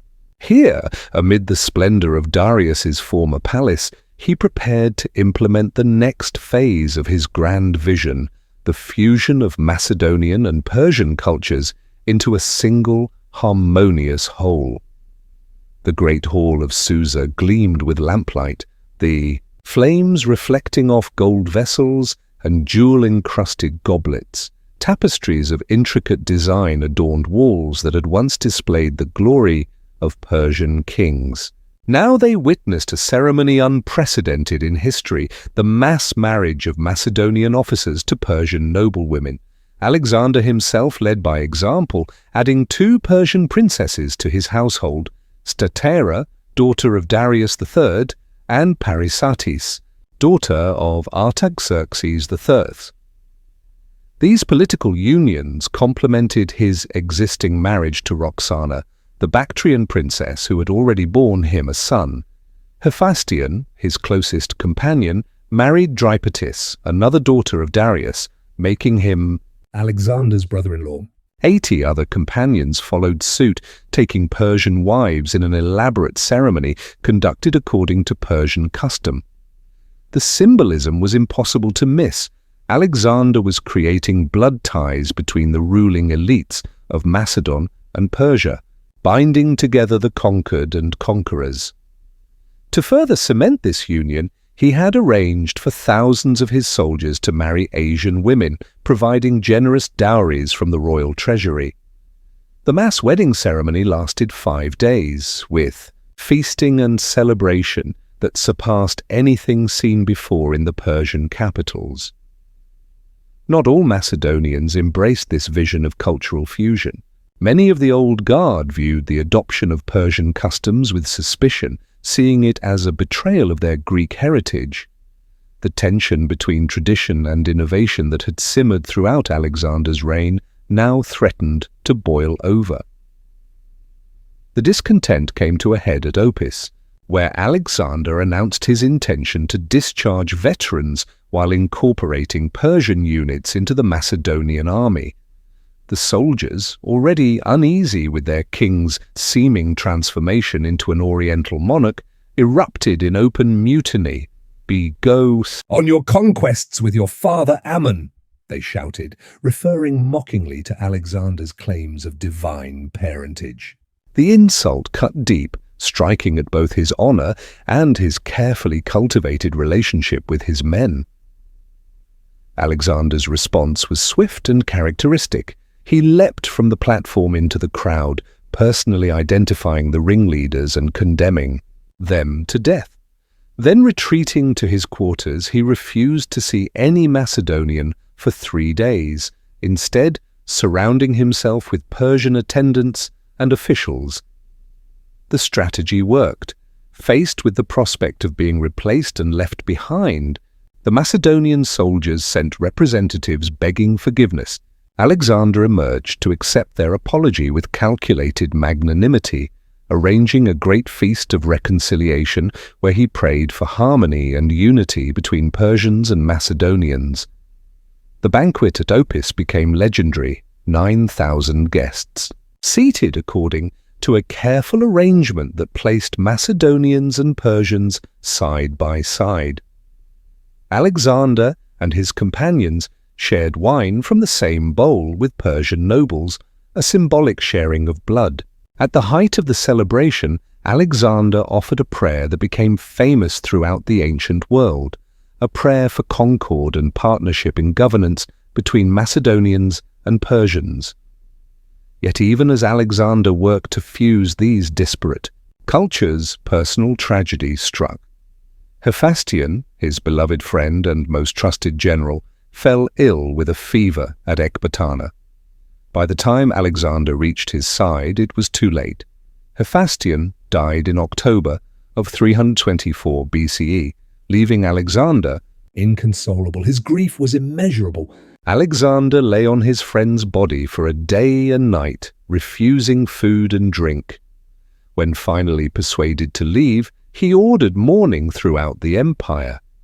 Hair was to be cut, horses' manes shorn, battlements dismantled. No music was to be played. He sent to the oracle of Ammon, asking that Hephaestion be granted divine honors, a request that was only partially granted, permitting honors as a hero rather than a god. The funeral pyre constructed for Hephaestion in Babylon cost an astonishing 10,000 talents, a sum that could have funded years of military campaigns.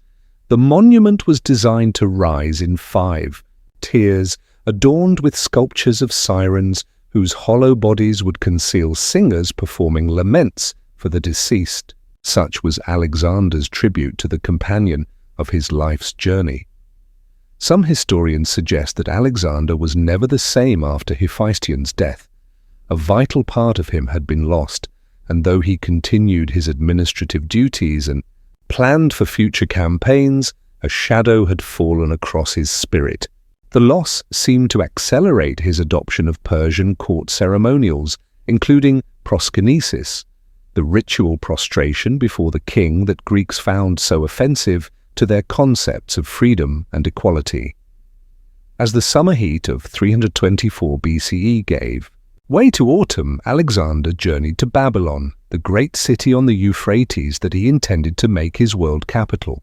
Along the way, he was met by embassies from distant lands, from Libya and Carthage, from Scythia and Italy, from Ethiopia and Spain. It seemed the entire known world had heard of Alexander and sought his friendship or protection. Among these, embassies were representatives from Greek cities, seeking the king's ruling on a delicate matter, the status of exiles.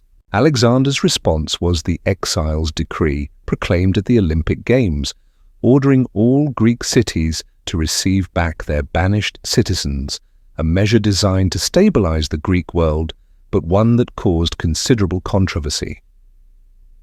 In Babylon, amid the hanging gardens and towering ziggurats, Alexander began planning his next campaigns. His mind never rested, always reaching for new horizons. Naval expeditions were prepared to explore the Caspian Sea and circumnavigate Arabia. Land forces would push into western North Africa.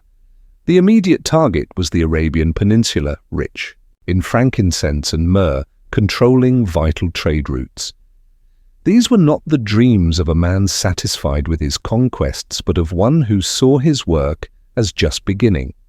Alexander's vision extended beyond mere territorial acquisition. He imagined a world united under a single administration, with free movement of peoples and goods, a fusion of the best elements of Greek and Eastern cultures. The preparations were interrupted by troubling omens. As Alexander approached Babylon, he was met by Chaldean astrologers who warned him not to enter the city from the east. They had observed the stars and seen danger for the king within Babylon's walls. Alexander, initially concerned, circumvented the city before changing his mind and entering through the forbidden gate, declaring that true wisdom lay in accepting the inevitable rather than fearing it. Inevitable rather than fearing it. More unsettling signs followed. A commoner seated himself on Alexander's throne wearing the royal diadem, an act considered a portent of death. A flock of ravens fought to the death near Alexander's seat at the theatre. The liver was missing from a sacrificial animal, the most ominous sign of all in ancient divination. Despite these warnings, Alexander continued with plans for the Arabian campaign, scheduled to begin in late spring. He personally led reconnaissance, missions into the marshlands surrounding Babylon, at one point losing his way among the reeds. During this excursion, a strange incident occurred. The royal diadem was blown from his head by the wind and caught in some reeds. A sailor swam to retrieve it, placing it on his own head to keep it dry as he returned to the boat. Some saw this as yet another ill omen, though Alexander rewarded the man for his service. Upon returning to Babylon, Alexander found Nearchus and other admirals eager to discuss the upcoming naval expedition. A celebratory banquet was arranged at the home of Medius, a Thessalian companion. The drinking continued late into the night, with Alexander participating enthusiastically despite recent complaints of fatigue.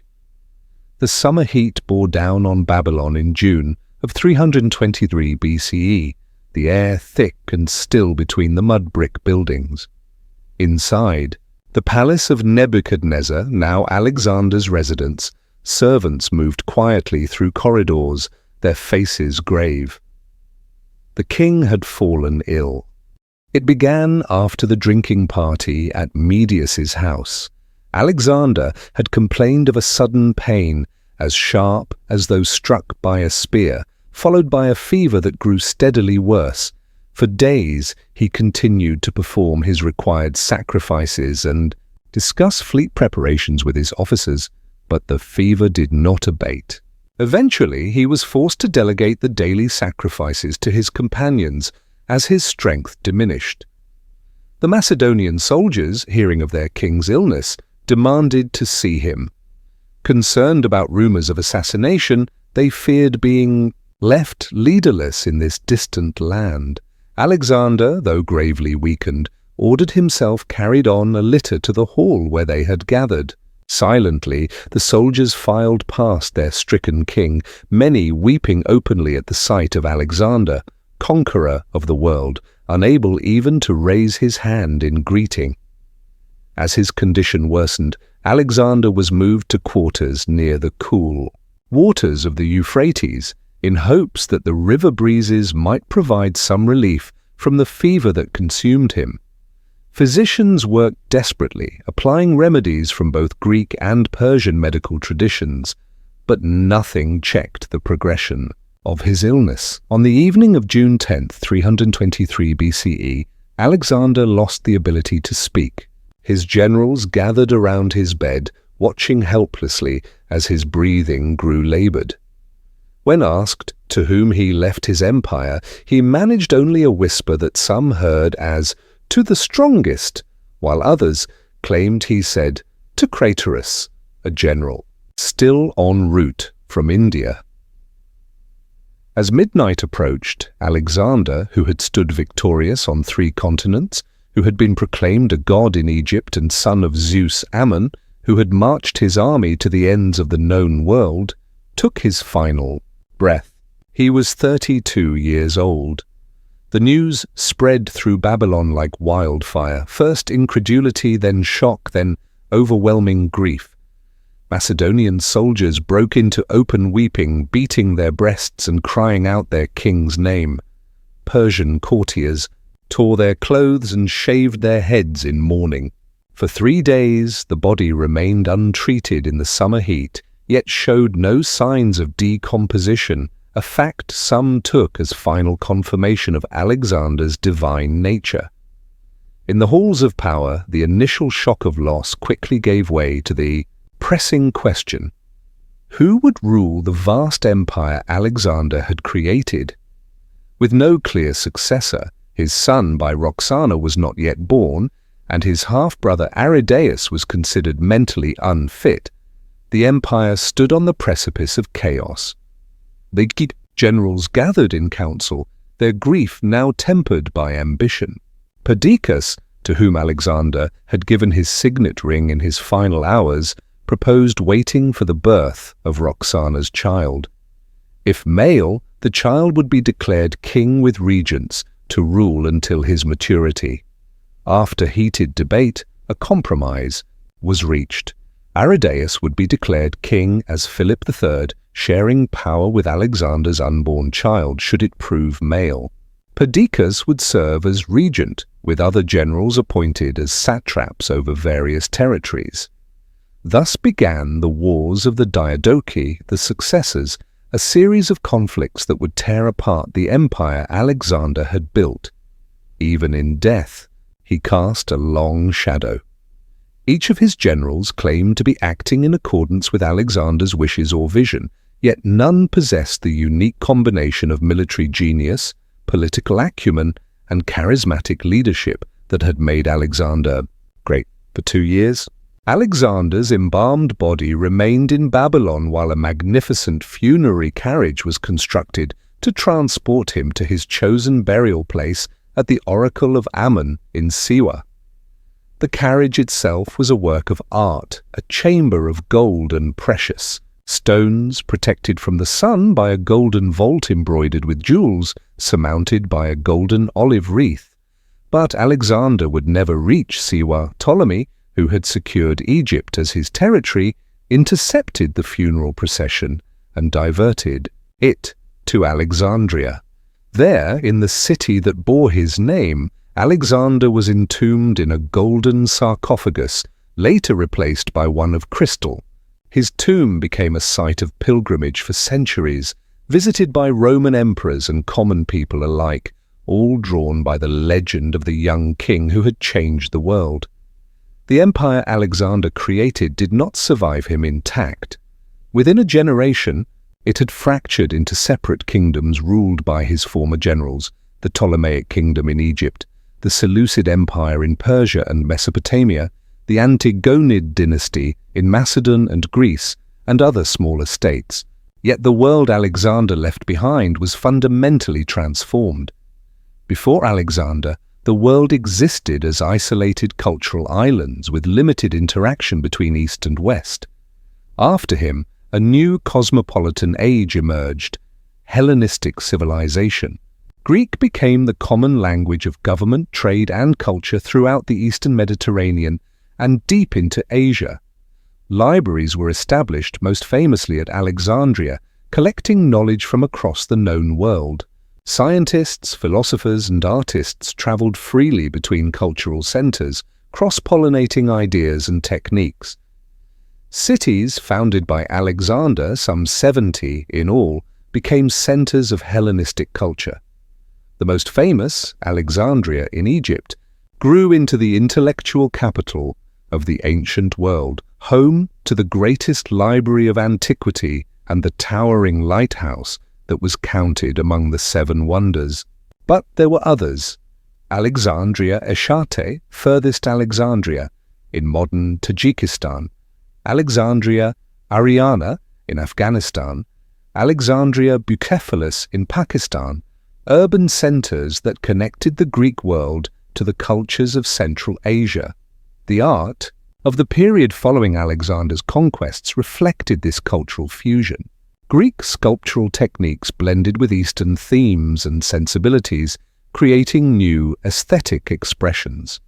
The Buddha, previously represented only by symbols, began to be depicted in human form with clear Greek influences, an art style known as Greco-Buddhist that spread along the Silk Road. In architecture, Greek temples rose alongside Eastern ziggurats, their columns and proportions adapted to local materials and traditions. Trade flourished along routes secured by Alexander's campaigns.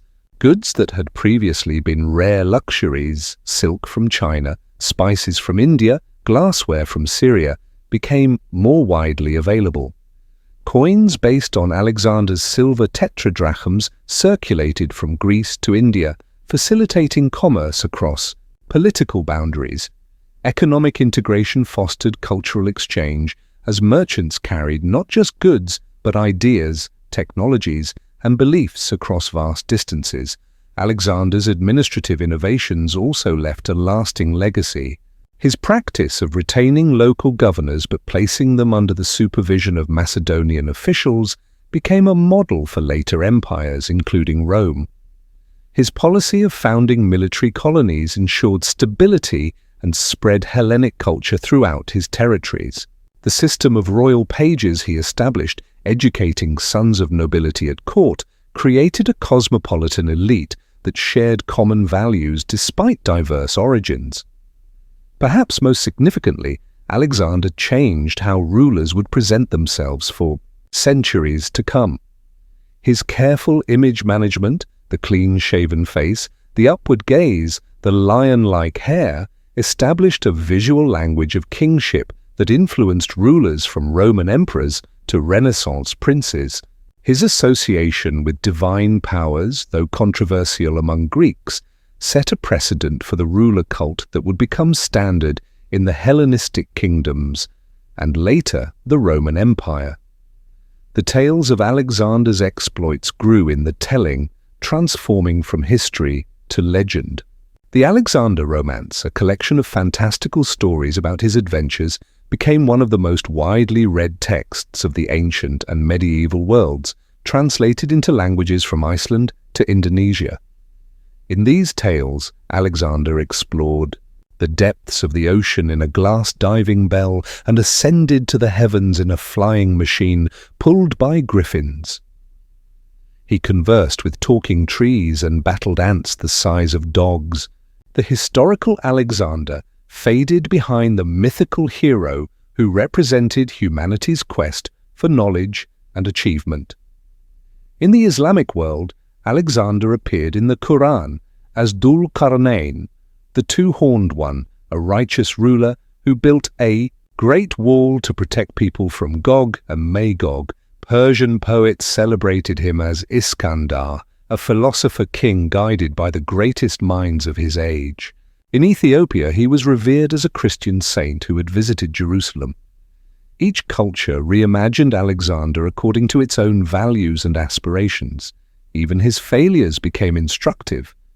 The mutiny at the Hyphasis River demonstrated the limits of even the greatest leader's authority when pushed against the collective will of his followers. The crossing of the Gedrosian desert stood as a warning about the consequences of hubris.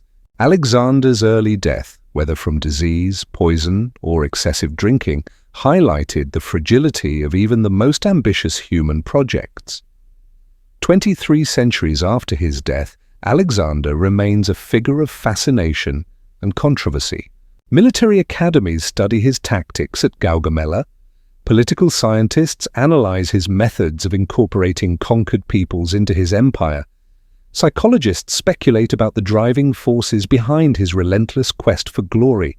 His name adorns cities, streets, and institutions across the world, from Alexandria to Kandahar, originally Alexandria Arachosia. Some modern scholars question the benefits of Alexander's conquests, pointing to the violence and disruption they caused. Others celebrate him as a visionary who broke down barriers between cultures and peoples. The debate is unlikely to be resolved, for Alexander embodied contradictions. He was both a destroyer of empires and a builder of cities, a student of philosophy who led armies to slaughter, a unifier of peoples who left chaos in his wake. In the quiet depths of night, when the world grows still and the stars wheel overhead in their ancient patterns, one can almost hear the echo of hoofbeats across distant sands. The whispers of history carry his name across the centuries, like seeds scattered by a timeless wind. Alexander, the boy who became a king, the king who became a conqueror, the conqueror who dreamed of unity. His bones have long since turned to dust, his golden sarcophagus lost to time. The empire he built crumbled within a generation. Yet something of Alexander remains, not in monuments of stone or gold, but in the mingling of East and West, the cross-pollination of ideas and cultures that continues to this day. From the libraries of Alexandria to the Buddhist art of Gandhara, from the Greek-inscribed coins found in Indian bazaars to the Persian-influenced architecture of Macedonian tombs, his legacy lives on in these silent witnesses. Alexander's true conquest was not of lands, but of imagination. He redrew the boundaries of the possible, challenging humanity to look beyond the known horizon. In his brief journey across the stage of time, just 32 years, 12 of them as king, he inscribed his name not just in the annals of military glory, but in the very fabric of civilization itself. As you drift towards sleep, imagine for a moment the boy from Pella, standing at the edge of a continent, gazing eastward toward lands unknown. In his eyes burns the light of curiosity, ambition, and the eternal human desire to know what lies beyond. That light did not die in Babylon. It travels still across oceans of time, illuminating the darkness between stars, between cultures, between hearts. Sleep now, and perhaps in dreams, you too may hear the distant thunder of his passing, the king who once was, and through memory forever shall be. If you've enjoyed this journey through the extraordinary life of Alexander the Great, please take a moment to like, subscribe, and share Fall Asleep to History. Each night, we travel through time to explore history's most captivating stories, helping you drift into peaceful sleep while expanding your knowledge of our world's rich past. Turn on notifications to never miss our next historical adventure. Thank you for listening, and may history guide you to pleasant dreams.